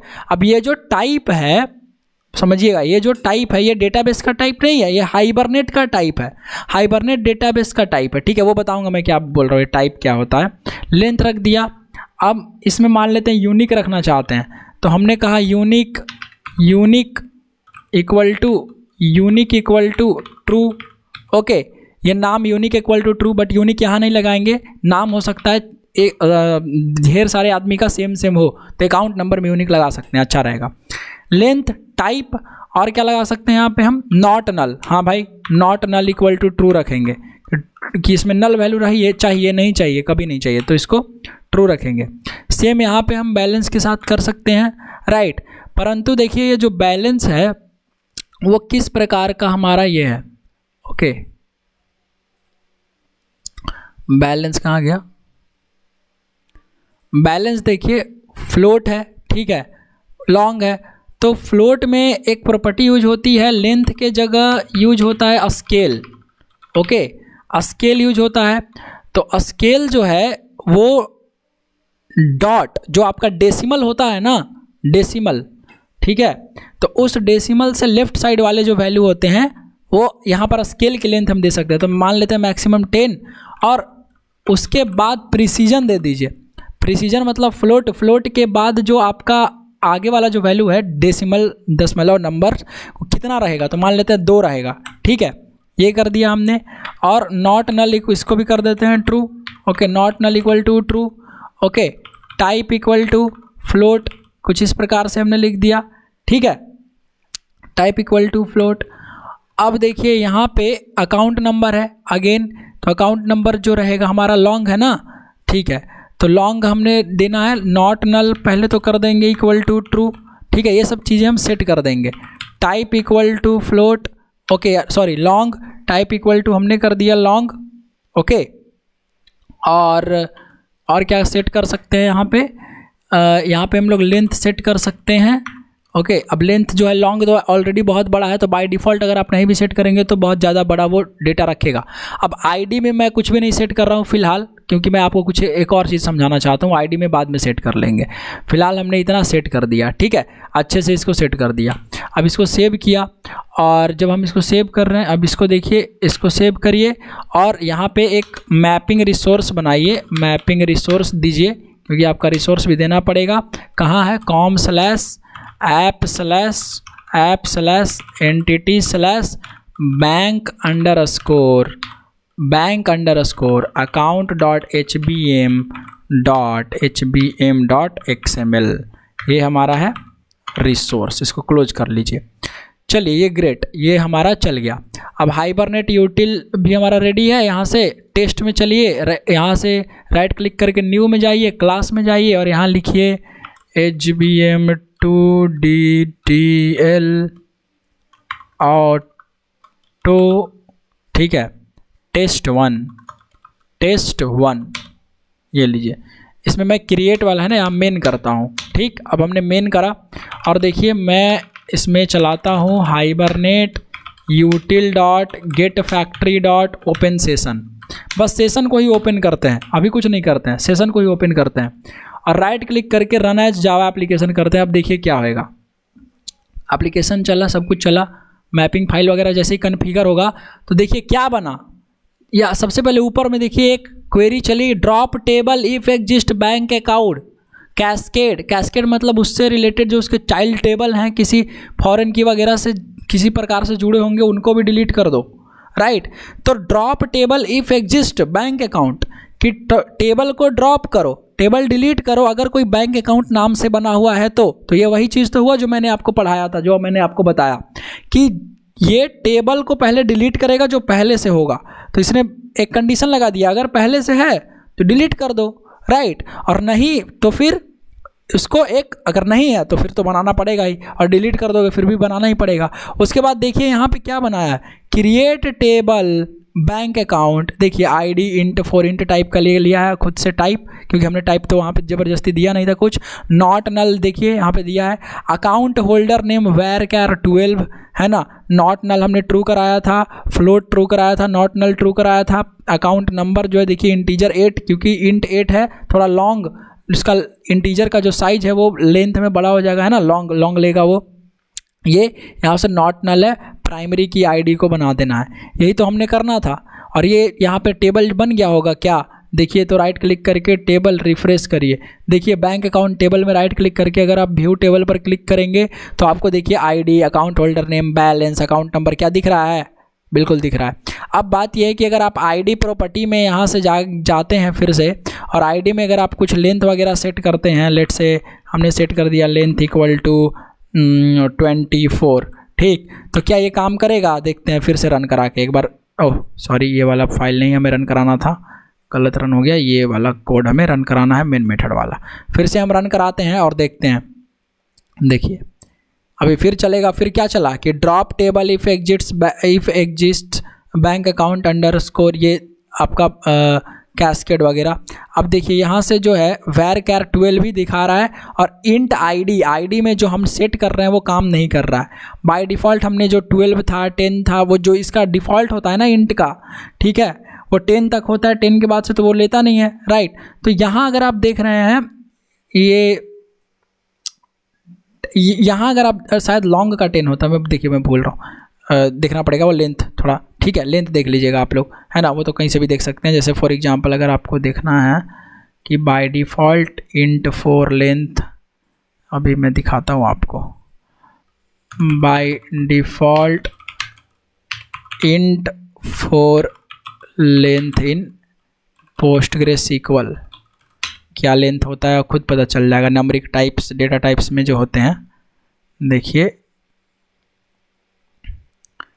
ये इंटीजर होते हैं जो 4 बाइट्स वाले, ये देखिए हाँ 10 नंबर के होंगे, 3 3 6 4 10, हाँ 10 नंबर के लेंथ्स हैं, ठीक है। इंट के 10 नंबर तक के, मतलब 10 बाय डिफ़ॉल्ट वो सेट रहेगा। अब देखिए var 12 आ रहा है ना, तो var जो हमने यहाँ से अगर आप देखें हाइबरनेट का मैपिंग फाइल अगर आप देखें ये वाला, तो यहाँ पे हमने देखिए लेंथ 12 डाला था, है ना। अगर हम इसको 24 कर दें तो स्ट्रिंग वाले में काफ़ी अच्छे से काम करेगा। ये फिर से अगर हम इसको रन कराएं यहाँ से इस बार फिर से, तो देखिए अब वो लेंथ जो है वो चेंज हो जाएगा, ठीक है। तो लेंथ आपने चेंज कर देना है। ये देखिए var 24 डिजिट का हो गया नाम, ठीक है, 24 अंकों का बोल रहा हूँ, मतलब 24 कैरेक्टर्स का, 24 अक्षरों का, ठीक है। बाकी जिस प्रकार से हमने सेट करा है उस प्रकार से बाकी सब है। नॉट नल ट्रू कराई है तो नॉट नल है, फ्लोट का डेटा टाइप हमने फिक्स करा है तो फ्लोट है ही। तो कुछ इस प्रकार से आपको ये बढ़िया रहता है। तो अब देखिए अगर आप फिर से देखेंगे, इसको राइट क्लिक करें, रिफ्रेश करें, तो ये जो डेटाबेस टेबल है क्योंकि बन गया है ना, तो डिलीट होकर के फिर वो बन गया होएगा, ठीक है। तो बन गया इसलिए हमें ये दिख रहा है, बहुत ही सिंपल सी चीज़ है। तो अब हम इसको एज़ यूजुअल प्रयोग कर सकते हैं। जैसे फॉर एग्जांपल ओपन सेशन से हमने यहाँ से हमने सेशन ले ही लिया, सेशन इक्वल टू, ये हमने सेशन मंगाया ही है, तो इसको हम चलिए करके यूज देख लेते हैं। सेशन आ ही गया है, एंटिटी का ऑब्जेक्ट बना लीजिए, तो बैंक अकाउंट बैंक अकाउंट, ये हमारा एंटिटी ले लेते हैं, new bank account, okay. Entity dot set I D set I D इसमें कुछ पास कर दीजिए, ठीक है। लेट्स से 100 या 1000, okay. Entity dot set account holder name, okay, यहाँ से सेट कर दीजिए, let's say Raju Kumar, okay. Entity dot set balance में हमने सेट कर दिया 1 लाख, कुछ इस प्रकार से 0F, okay. Entity dot set account number यहाँ से सेट, देखिए लॉन्ग है ना, तो हमने लॉन्ग में कुछ ऐसे कुछ भी सेट कर दे रहे हैं, ठीक है। ये हमने सेट कर दिया, ओके। और कुछ बाकी है नहीं, इतना काफ़ी है। तो अब हम एक और लेते हैं, बूलियन फ्लैग, है ना, इक्वल टू फॉल्स। चलिए फाइन, वेरी फाइन, यहाँ थोड़ा स्पेस बनाइए, यहाँ लीजिए transaction tx equal to null, okay. अब ये ट्रांजैक्शन को कर लीजिए इंपोर्ट, हाइबरनेट वाले को हो गया इंपोर्ट। अब हम कहेंगे कि ट्राई यूज करेंगे, ट्राई में क्या कहेंगे कि transaction equal to session dot begin transaction, session dot save method चलाइए, एंटिटी पास करिए फटाफट, और क्या करिए फ्लैग को कर दीजिए ट्रू, और उसके बाद कहिए कैच, और कहिए कि अगर कोई एक्सेप्शन आती है तो हाइबरनेट एक्सेप्शन उसको पकड़ेगा, और जब एक्सेप्शन पकड़ेगा तो E dot print stack trace करेंगे और फ्लैग हमारा फॉल्स ही रह जाएगा। और फाइनली में हम जा कर के क्या लिखेंगे, इफ़ अगर फ्लैग फॉल्स हो गया तो ट्रांजैक्शन डॉट फ्लैग ट्रू हो गया तो ट्रांजैक्शन डॉट कमिट कि और अगर फ्लैग फॉल्स है तो इल्स में क्या लिख देंगे, ट्रांजैक्शन डॉट हमारा रोल बैक सी, इसको सेव करा दिए। अब राइट क्लिक करके एक बारी फिर से देखते हैं, देखिए यहाँ पर डेटा हमने ये सब करा है, राइट क्लिक करके run as Java application and let's wait, और देखते हैं हमारा डेटा चलता है कि नहीं। देखिए फिर से वो क्रिएट है, जितना बार एप्लीकेशन चलेगा उतना बार वो डेटा देखिए बार बार हो रहा है ना, ऐसा नहीं कि एक बार बन गया तो बन गया, जितना बार एप्लीकेशन रीस्टार्ट होगा उतना बार आपका वो टेबल डिलीट होगा, नया टेबल बनेगा, डिलीट होगा, नया टेबल बनेगा। तो डिलीट हुआ, फिर हमारा नया टेबल बना, और फिर आप ये देख सकते हैं कि ये नया टेबल बना, फिर उसमें इंसर्ट क्वेरी चली और डेटा जाकर के इंसर्ट हो गया है। क्या दिखेगा डेटा, बिल्कुल दिखेगा sir, you can see it, cheque bank account. देखिए इसको रिफ्रेश कर रहे हैं, क्या आ गया 1000 Raju Kumar this data and 512 account number में 512 पास हो गया था, ओके। अकाउंट नंबर में हमारा ये क्या पास हुआ, 512, अच्छा ये कुछ कोड में ले लिया क्या, फिर से मैं इसको प्रैक्टिस करता हूँ यहाँ से, कुछ इस प्रकार से set account number capital L लगा दिया, सेव करा, राइट क्लिक करते हैं, ये फिर से रन करते हैं। देखिए फिर से वो डिलीट करेगा और वो वाला टेबल जो है वो हट गया होगा, मतलब उस टेबल का डेटा भी हट गया होगा। बिल्कुल राइट क्लिक करके अगर आप रिफ्रेश करेंगे तो देखिए अभी आ गया ना सही से, है ना, अपडेट हो गया, मतलब अपडेट नहीं मतलब चेंज हो गया। ठीक है, डिलीट करके नया टेबल बना, उसमें से नया डेटा बना। ठीक है, तो कुछ इस प्रकार से जो है आप क्रिएट का प्रयोग कर सकते हैं। और ये जब भी रीस्टार्ट होता है तब भी आपका क्या हो जाएगा, जैसे ही आप रीस्टार्ट करेंगे वैसे ही आपको क्या देना पड़ेगा, क्या हो जाएगा रीस्टार्ट करते ही। अगर आप क्रिएट प्रयोग कर रहे हैं तो पुराना वाला टेबल डिलीट होकर के पूरा का पूरा डेटा खत्म होकर के नया टेबल बनेगा, फ्रेश टेबल बनेगा। उसमें अगर आप कुछ इंसर्ट करना चाहेंगे तो अब आप कर पाएंगे। बात ये है। ठीक है, तो हमने ये समझा कि कैसे हम इसका क्रिएट का यूज कर सकते हैं। ओके, और इट इज़ रिकमेंडेड, मैं यहाँ पर लिख देता हूँ अब कि इट इज़ रिकमेंडेड, है ना, इट इज, अच्छा वो ऊपर ही लगता है, लिख दिया मैंने। हाँ देखिए ऊपर लिखा था इट इज़ रिकमेंडेड, है ना, इट इज़ रिकमेंडेड, यहाँ पे कहीं पे तो जरूर लिखा था। हाँ, to use this feature it is recommended to specify, मतलब एक अच्छा आदत है जगह अगर आप टाइप वगैरह ये सब स्पेसिफाई कर देते हैं तो बहुत ही अच्छी चीज़ है। ठीक है, तो यहाँ पे मैं वापस उस चीज़ को लिख देता हूँ, थोड़ा इस बार और डिटेल में लिख देते हैं ताकि और समझने में आपको बेटर हो सके। ठीक है, इट इज़ रिकमेंडेड, सब कुछ समझा दिया है, करके दिखा दिया, लिख रहा हूँ। ठीक है, to place length, okay, length type में क्या, टाइप में होता है हाइबरनेट टाइप। दिखाता हूँ क्या होता है हाइबरनेट टाइप, अभी बताता हूँ। Unique, okay, not null and etc attributes and etc attributes, okay, in property tags of hibernate mapping file में ये हम कर देंगे। ओके, टू जनरेट स्कीमा, है ना, स्कीमा का मतलब क्या होता है भाई, डेटाबेस टेबल, सीक्वेंसेज, ओके, जो भी रिलेशन होते हैं टेबल के वो सब स्कीमा के अंदर ही तो आते हैं, है ना, मोर इफेक्टिवली। बस ये अगर आप लगाते हैं तो और अच्छे से ये मतलब कि जनरेट होगा, और क्या समझ रहे हैं, और अच्छा है, उसको पता चल जाएगा। ठीक है, द कॉलम नेम, अब यहाँ से देखिए एक स्टार ये है कि the column name specified in id tag, okay, automatically becomes the, automatically क्या बन जाता है id टैग वाला, अरे भैया automatic becomes the primary key. Okay, primary key बन जाता है वो, primary key column. Okay, so there is no need of placing unique equal to true attribute. देखिए क्योंकि प्राइमरी की कॉलम जो होता है वो क्या होता है, तो प्राइमरी की जो कॉलम होता है वो बताइए, प्राइमरी की कॉलम तो हमेशा यूनिक होता है ना, तो जब प्राइमरी की बन ही गया तो यूनिक हो ही जाएगा वो बाय डिफ़ॉल्ट। तो इसीलिए आपको कोई नीड नहीं है वहाँ पे, अगर आप यूनिक इक्वल टू ट्रू कर दें कोई फ़ायदा नहीं है उसका, वो बाय डिफ़ॉल्ट वही रहेगा, है ना। और क्या, एंड नॉट नल, ये भी जो है वो, ये तो यही है ही उसका क्या बोलते हैं, इसका कोर प्रॉपर्टी ही प्राइमरी की का हमारा ये होता है कि नॉट नल ट्रू रहेगा और यूनिक जो है वो ट्रू रहेगा, है ना। तो ये एट्रीब्यूट्स आपको सेट करने की ज़रूरत नहीं पड़ेगी, जब आप आईडी टैग में वो आपका प्राइमरी की बन जाएगा, तो सिंपल। अब देखिए if mapping file does not contains the column names, है ना, does not contains the column names, table names, okay, table name, then the entity class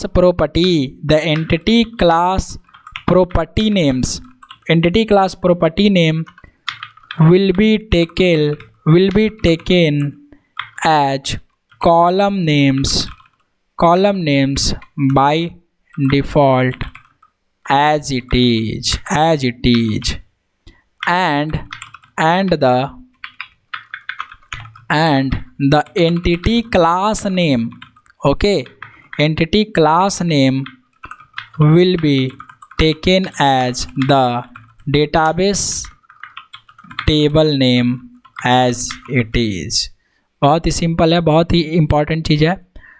मान लेते हैं कि हमने इस बार यहाँ पर कोड में चलिए, और कोड में हम लोगों ने यहाँ इस मैपिंग फाइल में कॉलम का नाम नहीं दिया। यहाँ पे जो हम कॉलम का नाम दे रहे हैं ना, ये कॉलम का नाम हटा लीजिए, हर जगह से कॉलम हटा लीजिए, ये कॉलम हटा लीजिए, ये कॉलम हटा लीजिए। तो अब अंडरस्कोर जो हम लगाए थे वो तो नहीं है ना, ये कॉलम भी हटा लीजिए, ठीक है।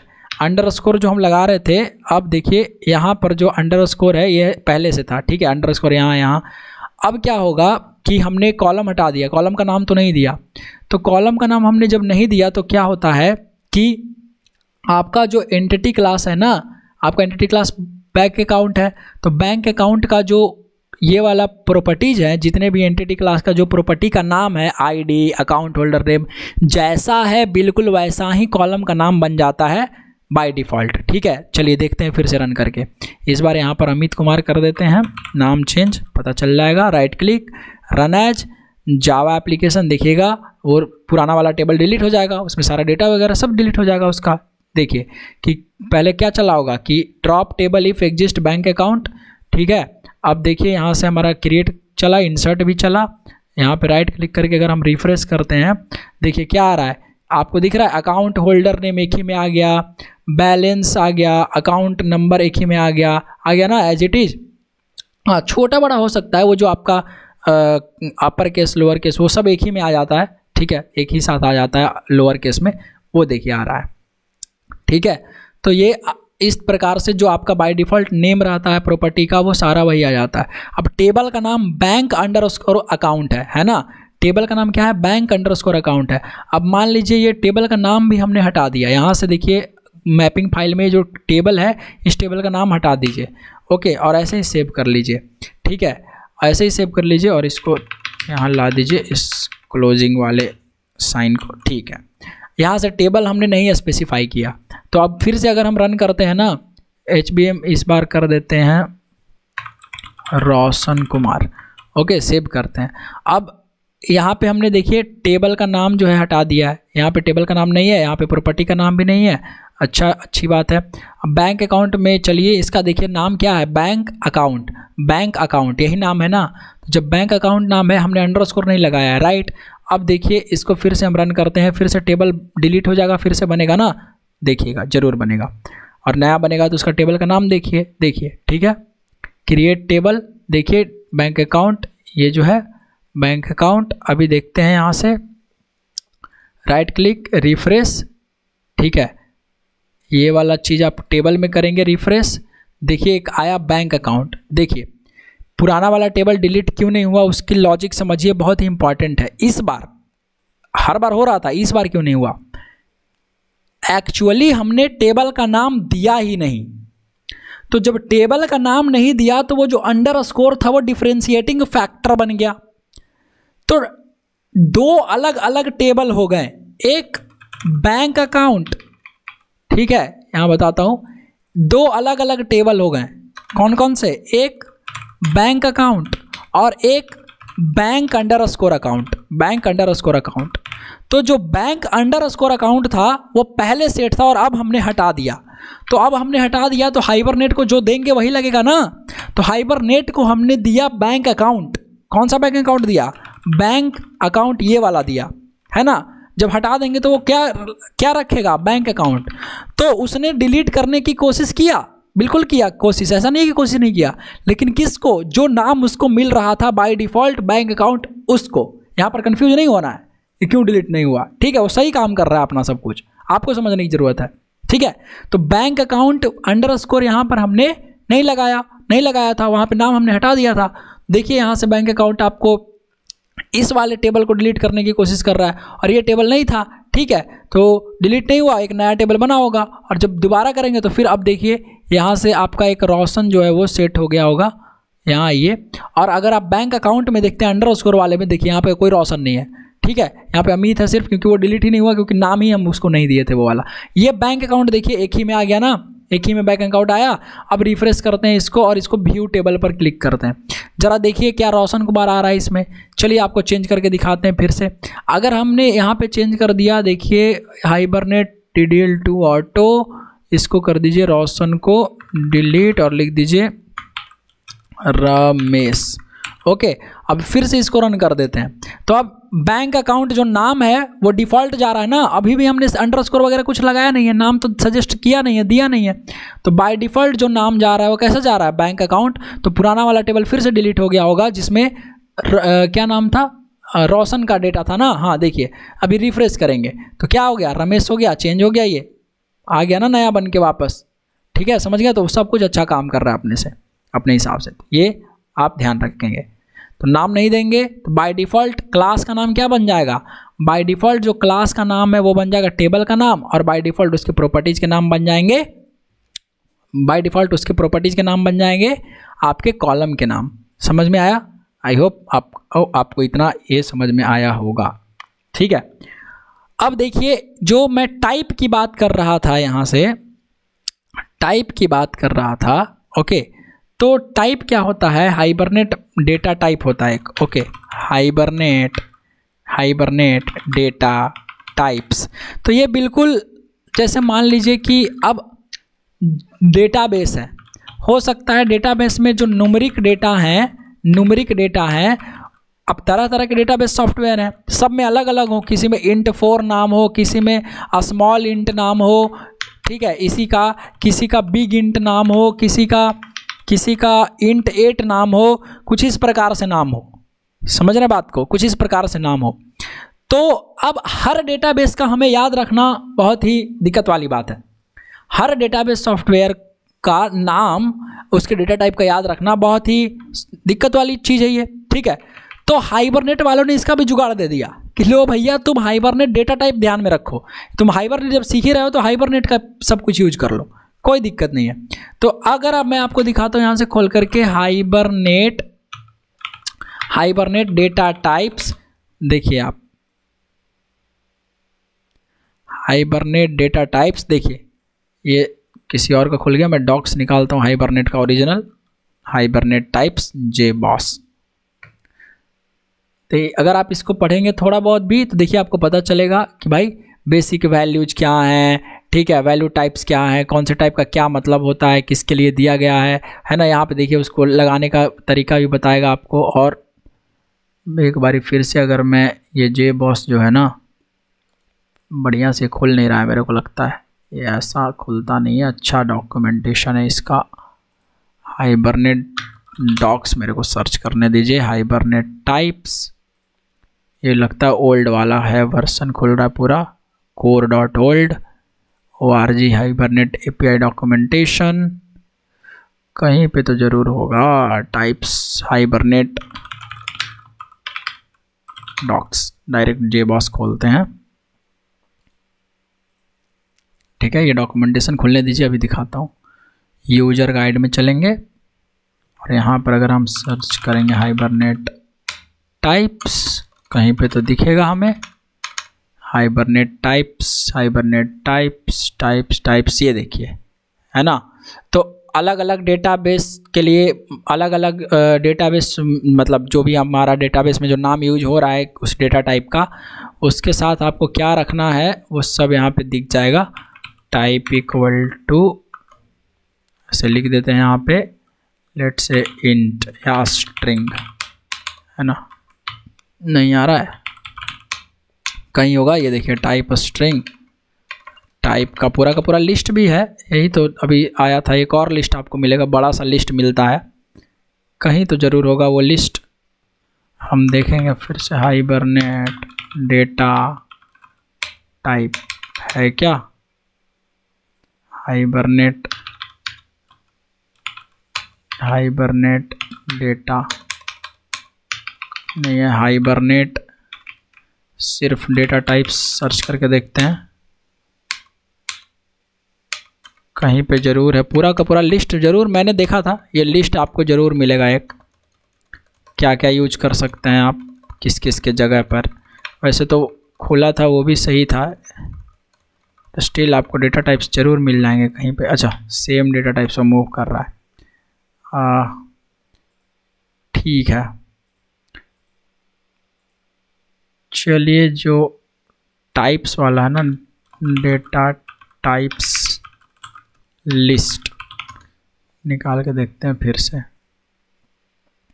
हाइबरनेट टाइप से कोर वाला खुल रहा है, पुराना वाला। हाँ, मतलब इसमें अगर आप, चलिए छोड़िए, इसी से समझ लीजिए, है ना। ये लिस्ट आपको देखिए मिल जाएगा, इंटीजर, लॉन्ग, शॉर्ट, है ना, उसके लिए। ओके, तो आप यहाँ पे देख सकते हैं, काफ़ी बढ़िया है। यस नो लिखवाना है, ये सब जो भी आपको यूज करना है उस प्रकार से। बिग डेसिमल, बिग इंटीजर, है ना, काफ़ी सारा है। तो ये लिस्ट जो है, लिस्ट बोल रहा हूँ, ये जो टाइप जो है उस प्रकार से आपका डेटा टाइप जो है, जस्ट हाइबरनेट डेटा टाइप्स कुछ नहीं होता, आर ब्रिज, एक आपके डेटाबेस सॉफ्टवेयर को, है ना, आज ब्रिज डेटा टाइप्स बिटवीन जावा डेटा टाइप्स, जो जावा का डेटा का टाइप है ना, जावा में डेटा टाइप्स जो है, एंड अंडरलाइंग डेटाबेस सॉफ्टवेयर्स। जैसे स्मॉल इंट, तो स्मॉल इंट थोड़ी है इसमें आपका जावा में, या इंट 4 ऐसा थोड़ी है, इंट 8 ऐसा थोड़ी है, नहीं है। तो उन लोग को कनेक्ट करने का काम कर रहा है हाइबरनेट डेटा टाइप, कॉमन चीज़ ढूंढ करके, समझ गए, वही है। तो सॉफ्टवेयर डेटा टाइप्स का एक ब्रिज के जैसा ये काम कर रहा होता है। ओके, चलिए, फॉर एग्जांपल मैं एक लिस्ट आपको यहाँ पे लिखवा सकता हूँ जो मुझे ध्यान में है। क्या लिखवा सकते हैं, जावा डेटा टाइप। चलिए मैं लिख देता हूँ, बाकी आप हो सकता है आप ध्यान में रखेंगे इसको। जावा डेटा टाइप में जैसे एक हो गया हमारा int, short, float, Java dot lang dot string type का होता है ना, Java dot SQL dot date होता है। चलिए, इतना बनाया मैंने। यहाँ आते हैं और हाइबरनेट डेटा टाइप, ठीक है, और ले लेते हैं ओरेकल का डेटा टाइप। ओके, यहाँ से आइए हाइबरनेट डेटा टाइप में। ओके, यहाँ से आइए ओरेकल डेटा टाइप में। ओके, हाइबरनेट डेटा टाइप में इंट का जो होता है वो इंट ही होता है, और शॉर्ट का जो होता है वो शॉर्ट ही होता है, फ्लोट का फ्लोट होता है। ये जो कैपिटल स्ट्रिंग लिखते हैं ना हम जावा के डेटा टाइप में, है ना, तो हाइबरनेट में स्मॉल एस होता है उसमें, ठीक है, और डेट में इस प्रकार से डेट होता है। बाकी अगर आप बात करें ओरेकल की, तो नंबर कुछ इस प्रकार से होता है। आप यहाँ पर नंबर का वो डाल सकते हैं, लेंथ, है ना, उसके बाद जो है इंट। ओके, फिर से फ्लो शॉर्ट में भी नंबर, फिर से ये यहाँ पे और लेंथ मतलब, ठीक है। फिर आगे हमारा फ्लोट, इसमें फ्लोट के लिए, और फिर से यहाँ पर कुछ इस प्रकार के नंबर, इस प्रकार से नंबर, और ये कॉमा, क्योंकि एक आपका डेसिमल वाला भी होता है ना, यहाँ से स्केल और प्रिसीजन। वैरकर होता है स्ट्रिंग के लिए, ठीक है, और वैरकर डेटा टाइप में यूज होता है, या वैरकर 2 कुछ इस प्रकार से, डेट का डेट ही हो जाता है। ओके, और मान लेते हैं कोई फ्लोटिंग पॉइंट्स है, जैसे, अच्छा क्या ये इतने ही होते हैं? नहीं भाई, ये अभी बहुत सारा है, ठीक है, ये बहुत सारे हैं, तो आपको सबको याद रखने की ज़रूरत है नहीं, सबको याद रखने की ज़रूरत पड़नी भी नहीं चाहिए। फिर रट्टू टोटा बन के क्या फ़ायदा। आप डॉक्यूमेंटेशन देखिए ना, जब आपके पास पड़ा हुआ है तो आप क्यों याद करेंगे वो सब चीज़, ठीक है। ये और भी हैं। प्लस में एक चीज़ और मैं आपको दिखाता हूँ, जैसे मान लीजिए कोई फ्लोटिंग पॉइंट है, एग्जाम्पल एक फ्लोटिंग पॉइंट है, लेट से कुछ इस प्रकार से, है ना, डॉट ये, ठीक है, ये तो जो ये वाला पोर्शन होता है, ये वाला जो पोर्शन होता है इसको बोलते हैं scale. This is known as scale. Okay, and right side वाला जो पोर्शन होता है पॉइंट के बाद वाला, this is known as precision. This is known as precision. Okay, एक फ्लोटिंग पॉइंट में। ओके, ये ध्यान में रखिएगा आप। ओके, कि आपको कितना लेंथ डालना था प्रिसीजन का, कितना डालना था आपको स्केल का, है ना, तो वो हमने यहाँ पे देखिए सेट करा था था, कहाँ गया, और ये आउट क्यों बन गया? अच्छा ये आउट बन गया क्योंकि एक बार रन हो गया था गलती से, ये मैं डिलीट करता हूँ, इसकी हमें नीड नहीं है।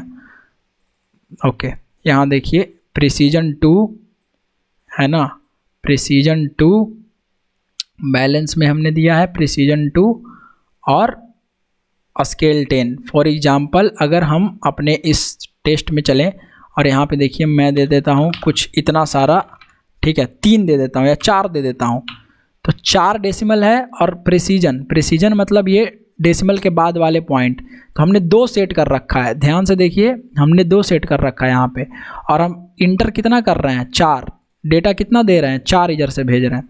अगर फिर से रन करते हैं तो देखिए रमेश कुमार ये वाला जो डेटा है पहले तो डिलीट होगा सब कुछ, वापस से फिर से क्रिएट होगा, फिर से इंसर्ट होगा। अब अगर आप यहाँ पे देखना चाहें तो राइट क्लिक करके यहाँ से फिर से एक बारी रिफ्रेश कर दें बैंक अकाउंट को, और देखिए जो हमारा बैलेंस था बैंक अकाउंट है ना, रिफ्रेश तो किया हमने, रिफ्रेश किया बैलेंस, प्रिसीजन सेट नहीं हुआ क्या अच्छे से, प्रिसीजन 56857, अच्छा राउंड ऑफ करके ये तो ले आया है, ठीक है। प्रिसीजन वर्क नहीं कर रहा है, मुझे लगता है कि यहाँ पे हमारा जो है फ्लोट हमने लिया है पोस्टग्रेस सीक्वल में, कहीं तो ये थोड़ा नीचे करते हैं पहले तो इसको, प्रिसीजन 2 स्केल 2, ओके ये प्रिसीजन क्यों नहीं आ रहा है,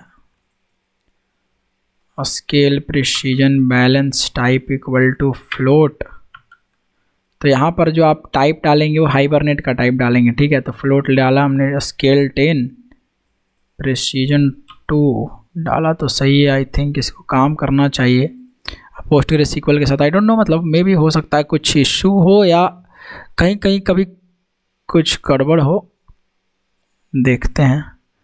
प्रिसीजन का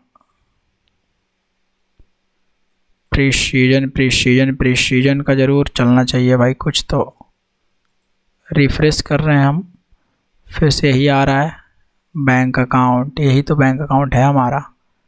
अगर हम इसको राइट क्लिक करके फिर से रिफ्रेश कर दें तो 570325 ये फ्लोट आ रहा है।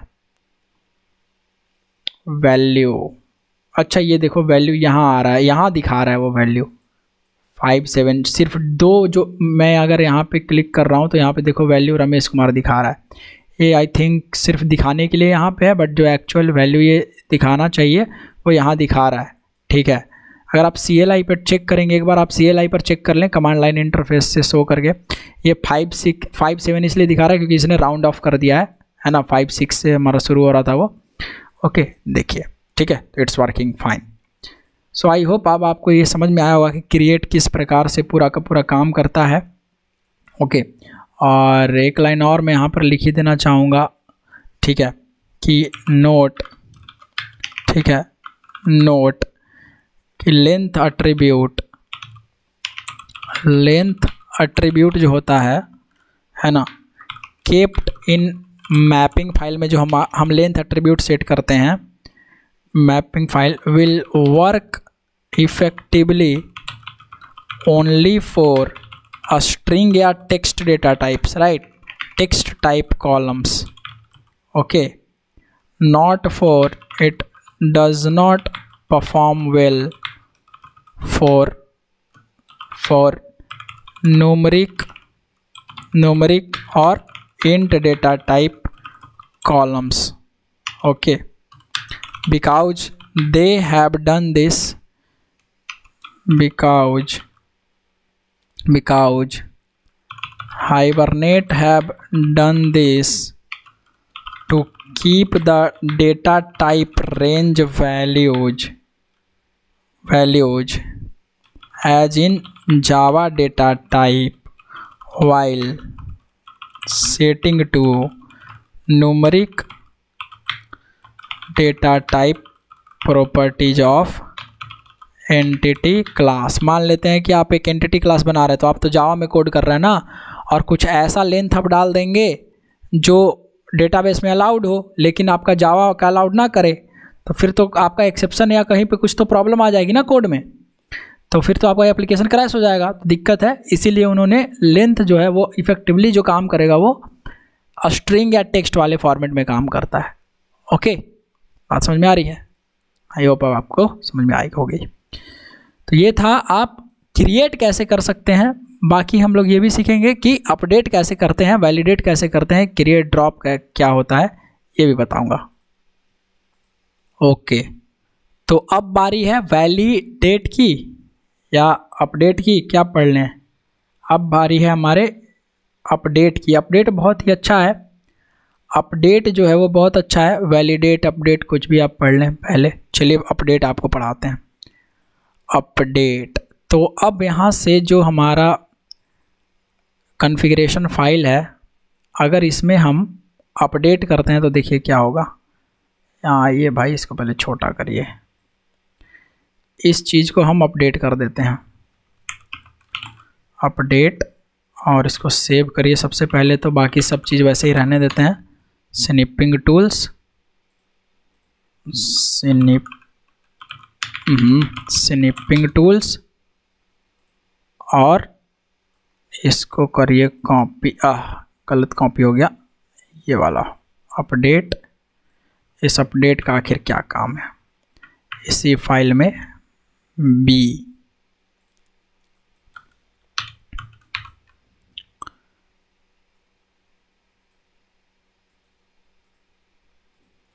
ये अपडेट हम पढ़ेंगे कि HBM2 DDL ऑटो प्रॉपर्टी का जो अपडेट वैल्यू है वो क्या काम करता है। तो बहुत ही आसान चीज़ है ये भी, इसको भी सीखना। जैसे हमने अभी तक ये सीख लिया, ये भी सीख लेंगे। ये भी क्या करता है, it internally uses schema update tool, it internally uses schema update tool. ठीक है, अब सिर्फ नाम जानिए वही काफ़ी है। Creates the database table, it creates the database table if the database table is not already available। ये डेटाबेस टेबल को तब बनाएगा जब यदि डेटाबेस टेबल अवेलेबल ना हो, ये डिलीट नहीं करेगा। ठीक है, और यहां समझिए, it if database table is already available with the matching name, with the matching name. ठीक है, जो नेम आप प्रोवाइड करेंगे, आप नाम नहीं प्रोवाइड करेंगे तो बाय डिफॉल्ट एंटिटी का होता है ना, विथ मैचिंग नेम।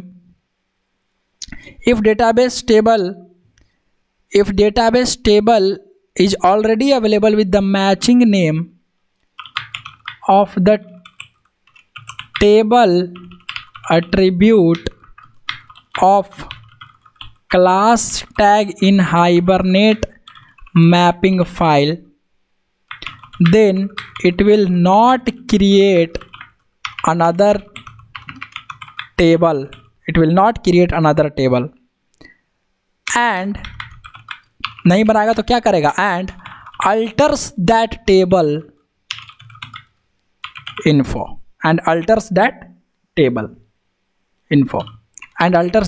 सिर्फ लिखिए, and alters in that table, and alters record in that table।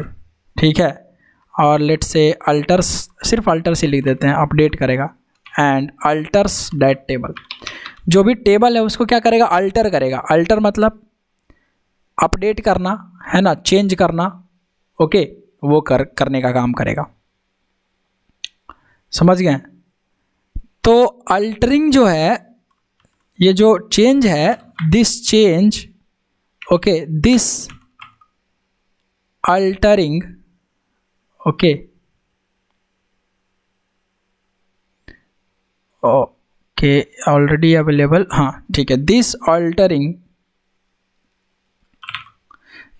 Altering is possible, ये कैसा पॉसिबल है, is possible only by adding new columns to the database table for new properties, है ना, new properties configuration इन Hibernate mapping file. अभी क्या लिखा हूँ बता देता हूँ। Hibernate, okay, it does not drops the existing database table and cannot modify the existing columns. Data type को ये मॉडिफाई नहीं कर सकता है, कॉलम के डेटा टाइप को। ओके, ये दो चीज़ इम्पॉर्टेंट है, बहुत है, ठीक है। This is the most used, this is the most used property. Okay, update वाला सबसे ज़्यादा यूज किया जाता है। जैसे फॉर एग्जांपल देखिए, पहले तो हम इसका जो बैंक अकाउंट है, एक नाम अगर नहीं देंगे तो नाम कैसा जाता है, ये एंटिटी का नाम से जाता है। अच्छा, मान लेते हैं हम इसका नाम दे देते हैं टेबल इक्वल टू एक एट्रीब्यूट में इस प्रकार से हम डाल देते हैं। ओके, ये यहाँ पे table equal to bank underscore account, इसमें हमने डाल दिया, ठीक है, बैंक अंडरस्कोर अकाउंट। अब मान लेते हैं कि यहाँ पे टेबल हमारा बना हुआ है और बैंक अंडर उस अकाउंट से ऑलरेडी बना हुआ है। आप मान लीजिए आप नया बना लीजिए, या पहले से ही बना हुआ है, आप देख ही रहे हैं। तो पहले से हमारा बना हुआ है, तो इसमें रमेश है ना, रमेश कुमार, ठीक। अब चलते हैं HBM2 DDL टेस्ट 1, है ना, इसमें, और इसमें जो है इसका ID प्रॉपर्टी चेंज कर देते हैं, लेट से 1001, क्योंकि वो यूनिक है, फिर नॉट यूनिक एक्सेप्शन दे देता ना कि ऑब्जेक्ट यूनिक नहीं है। रमेश से कर दीजिए सुरेश राज। ओके, अब इसको सेव करिए और राइट क्लिक करके रन करिए। देखिए मैंने अपडेट रखा है, मैंने क्या रखा है कॉन्फ़िगरेशन में, अगर आप देखें तो यहाँ पे हमने अपडेट रखा है। अगर मैं इसको रन करता हूँ राइट क्लिक करके, तो ये हमारे डेटाबेस के टेबल में जो रिकॉर्ड्स हैं ये डेटाबेस के टेबल को अभी कुछ नहीं करेगा, डिलीट नहीं करेगा, ठीक है। देखिए कुछ भी किया नहीं किया।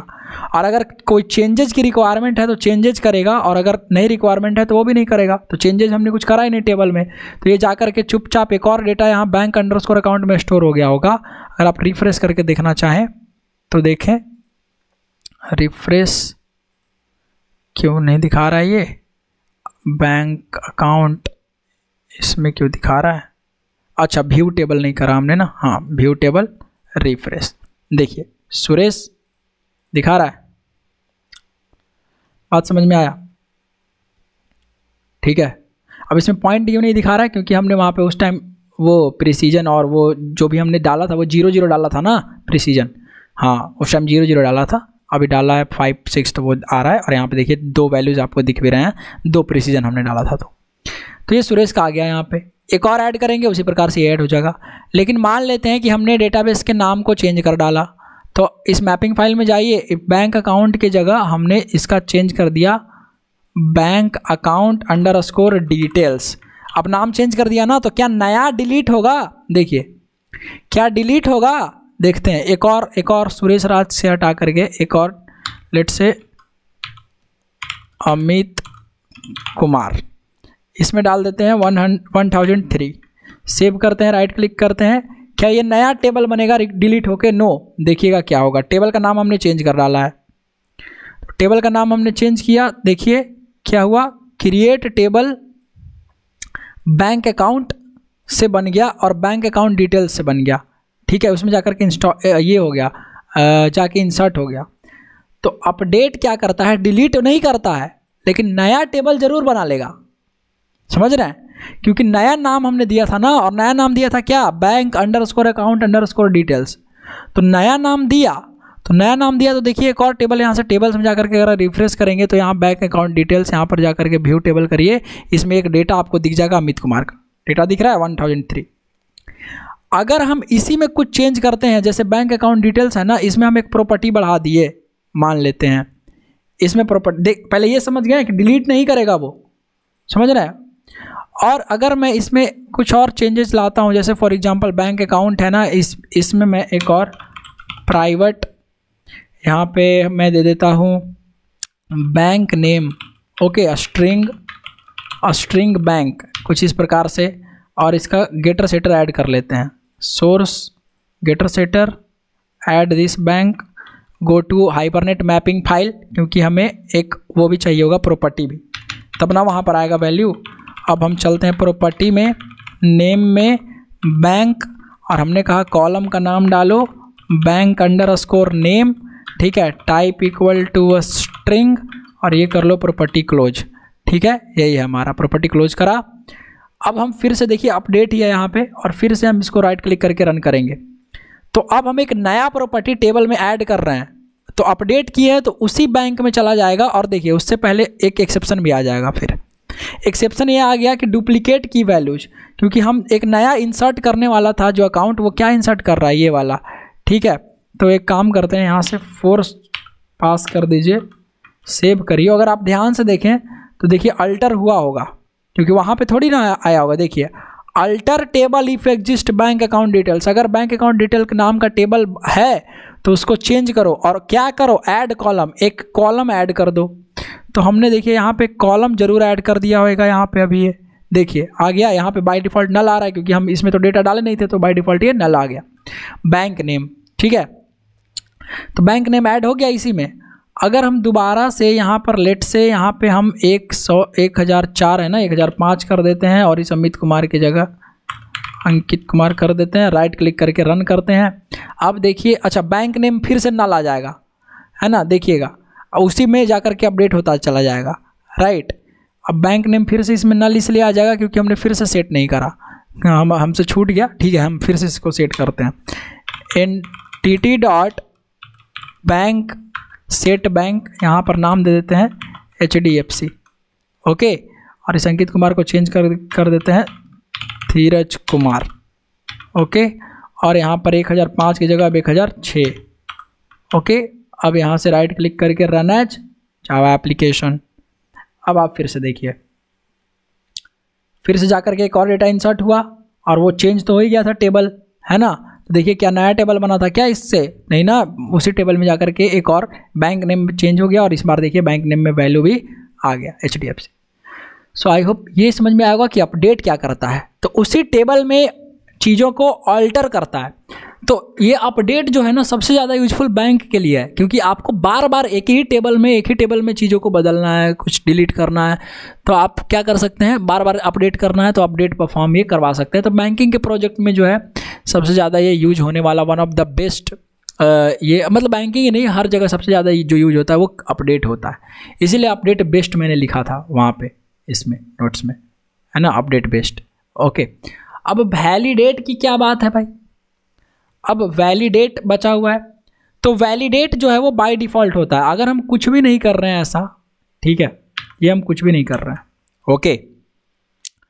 तो वैलिडेट क्या करता है, ये चेक करेगा, जैसे फॉर एग्जांपल हम चलते हैं अपने हाइपरनेट XML मैपिंग फाइल में, इसमें इस मैपिंग फाइल में टेबल का नाम हम नहीं देते हैं, ओके, टेबल का नाम हमने नहीं दिया, और हमने देखिए यहाँ से वो भी हटा दिया कि भाई ऑटोमेटिक बनाओ या अपडेट करो, ठीक, नाम हटाया है पर टेबल अभी भी जिंदा है यहाँ पे, राइट।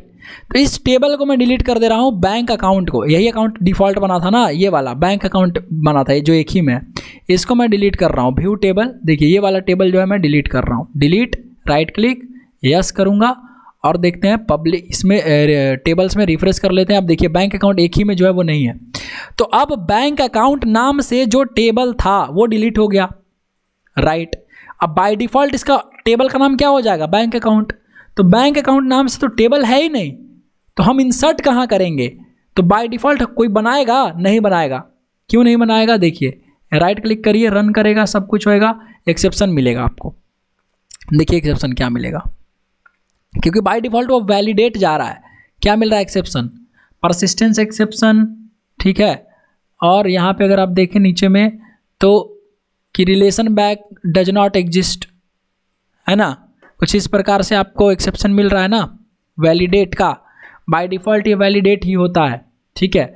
अगर आप देखें यहाँ पे वैलिडेट सेट कर दें भी, ठीक है, यहाँ से अगर आप हाइबरनेट कॉन्फ़िगरेशन फाइल में चलें और प्रॉपर्टी नेम में ये सेट कर दें HBM2DDL.auto और यहाँ सेट कर देते हैं अगर आप वैलिडेट, तो ये भी यही है ना पूरा बाय डिफ़ॉल्ट यही सेट होता है। राइट क्लिक करें, रन एज करें, जावा एप्लीकेशन करिए, ठीक है। देखिए एरर मिल जाएगा कि स्कीमा जनरेट ही नहीं कर पाएंगे आप। देखिए देख रहे हैं मिसिंग टेबल है ना। तो वैलिडेट जब नहीं होता तो क्या होता है, ये वाली एक्सेप्शन। और वहाँ पे जब वैलिडेट हम हटा दे रहे थे तो फिर भी तो वैलिडेट हो ही रहा था ना, वो तो होता ही है आपका ऑटोमेटिकली। बस आपको ये जो एक्सेप्शन जो दे रहा है वो अपने हिसाब से पोस्टग्रेस दे रहा था, ठीक है। यहाँ पे आपको डायरेक्ट ये मिल रहा है स्कीमा जनरेशन एक्सेप्शन। क्या बात समझ में आई? तो वैलिडेट चेक करता है, तो जब टेबल ही नहीं रहेगा तो फिर तो बात ही अलग है ना। तो टेबल बनानी पड़ेगी, तो बनाएगा कौन? चाहे तो आप बना लीजिए खुद से, है ना। यहाँ से आप चाहे तो खुद से बना लीजिए, है ना, उस नाम से, और उस टेबल में ये सब डेटा डाल करके खुद से टेबल बना लीजिए, या आप टेबल क्रिएट या अपडेट से बनवाइए। क्या बात समझ में आ रही है? यही होता है। तो वैलिडेट हमें ये पता चल गया कि वैलिडेट से चेक करने का काम होता है। वो चेक करेगा अगर मैनुअली हमने डेटा बनाया है नहीं, डेटाबेस बनाया है नहीं, ओके, तो ये मैनुअली चेक करता है। कॉपी पेस्ट सी, बस एक और लास्ट बचा हुआ है, थोड़ा सा पेशेंस रख लीजिए, वो भी खत्म ही हो जाएगा, वो भी आप सीख ही लेंगे, राइट। तो यहां पर क्या हुआ ये कि it verifies whether DB table is already present और ऑलरेडी अवेलेबल और not according to the mapping file configuration.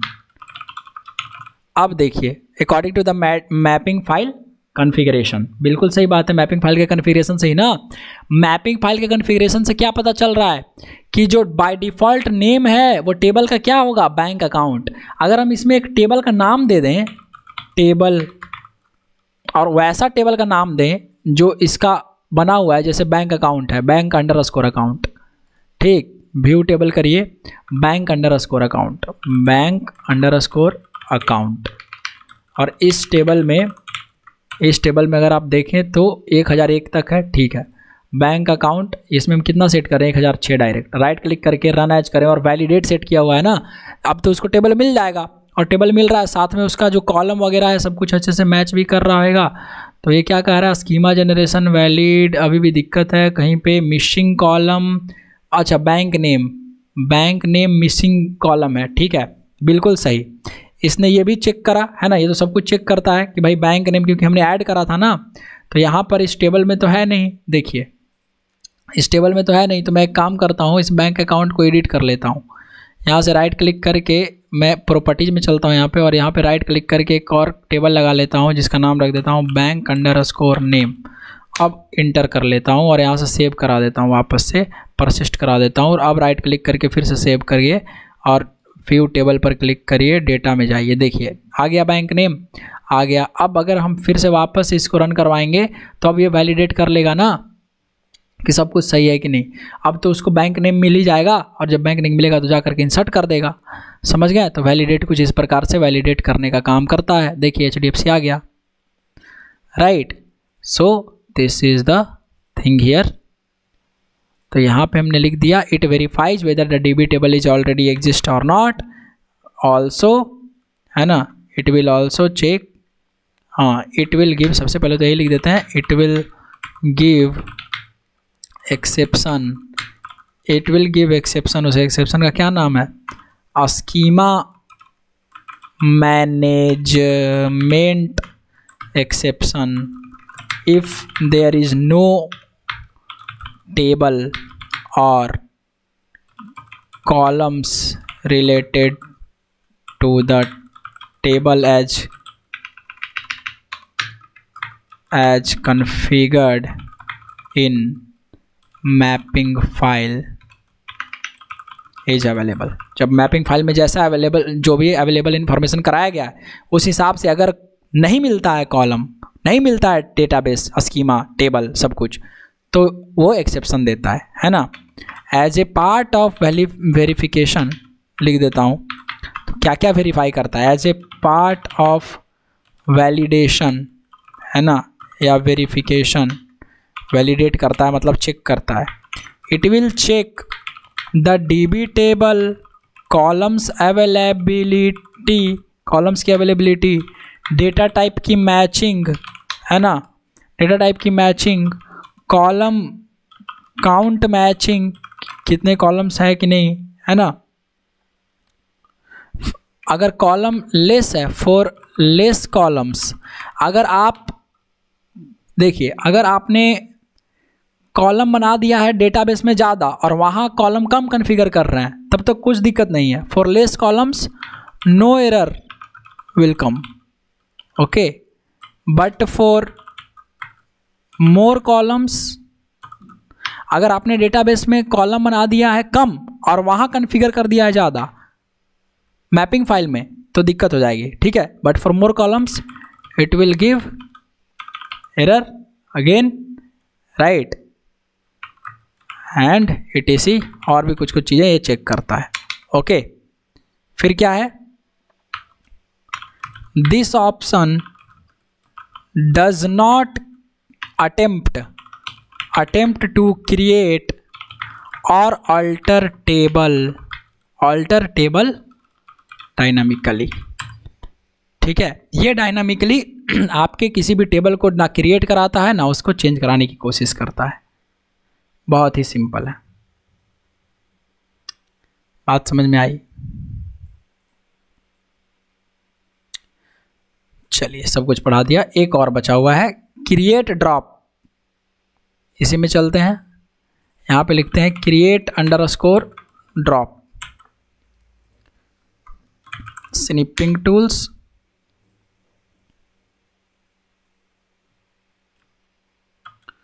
Create drop क्या करता है जरा वो पढ़िए।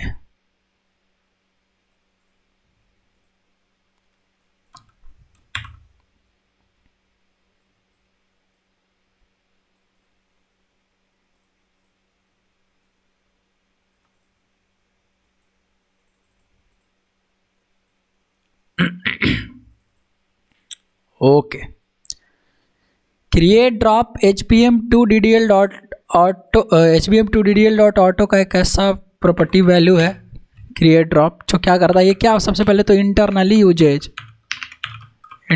यूजेज किसका यूज करता है, स्कीमा एक्सपोर्ट टूल का, ओके। देखिए, it creates DB table, database table को क्रिएट करता है कैसे, based on mapping file information, जो आप मैपिंग फाइल में इंफॉर्मेशन देंगे, कब, व्हेन सेशन फैक्ट्री का जब ऑब्जेक्ट बनता है तभी, है ना, तभी ये सब चीज़ होता है, डेटाबेस का टेबल वगैरह जनरेशन। एंड डिलीट भी कर देता है ना, and created and also the database table is deleted when session factory, delete भी कर देता है तुरंत, कैसे, when session factory is destroyed, okay. देखिए, जैसे फॉर एग्जांपल यहाँ हमने लिख दिया create drop, sorry not create delete, create drop लिख दिया है। एक काम करते हैं, इस में फिर से हम 1007, इस बार धीरज की जगह हम कर देते हैं नीरज कुमार। राइट क्लिक करके फिर से वापस से यहाँ पे रन एज जावा एप्लीकेशन करते हैं, देखते हैं क्या होता है। क्रिएट ड्रॉप है ना, देखिए क्या किया, एक बैंक अकाउंट नाम से यहाँ से देखिए पहले क्या किया गया है कि ड्रॉप द टेबल, सबसे पहले तो ये ड्रॉप कर दिया, डिलीट कर दिया। इस नाम से डेटाबेस था, अरे बिल्कुल था, जिसमें कुछ डेटा भी थे, देखिए रिफ्रेश करिए, है ना, और इसमें भी था। फिर देखिए क्या है कि यहाँ से क्रिएट टेबल बैंक अकाउंट है, बना, फिर इंसर्ट भी हुआ, है ना। अब अगर मैं यहाँ से सेशन फैक्ट्री को क्लोज कर दूँ, देखिए यहाँ से मान लेते हैं हमने करा, फाइनली यहाँ से कर देते हैं hibernate यूटिल dot close factory, close session factory कर दिया, और यहाँ से हाइबरनेट को इससे पहले यूटिल डॉट क्लोज सेशन में सेशन पास कर दिया। अब वापस से इसको मैं 1008 में भी नीरज कुमार है, ठीक है, और राइट क्लिक करके रन कराने की कोशिश करता हूँ वापस, फिर से डिलीट करेगा। देखिए एक बार पहले से अवेलेबल था तो डिलीट हुआ, बिल्कुल, फिर नया टेबल बना, फिर उसमें डेटा इंसर्ट हुआ और फिर से डिलीट हो गया, क्योंकि हमने सेशन फैक्ट्री को क्या कर दिया है, क्लोज कर दिया। तो क्या यहाँ डेटा दिखाएगा? फाइनली लास्ट में डेटाबेस क्या हुआ, टेबल क्या हुआ, टेबल वो डिलीट हो गया।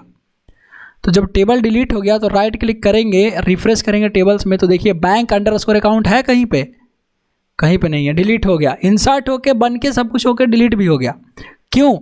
क्योंकि जैसे ही सेशन फैक्ट्री बनता है तो आप उसका आपका जो है कॉन्फ़िगर हो जाता है, जब टेबल बन जाता है, और जैसे ही ये आपका डिस्ट्रॉय होता है सेशन फैक्ट्री, तो वैसे ही आपका टेबल भी डिस्ट्रॉय हो जाता है, ठीक है। तो वही ये दूसरी वाली लाइन बता दिया मैंने।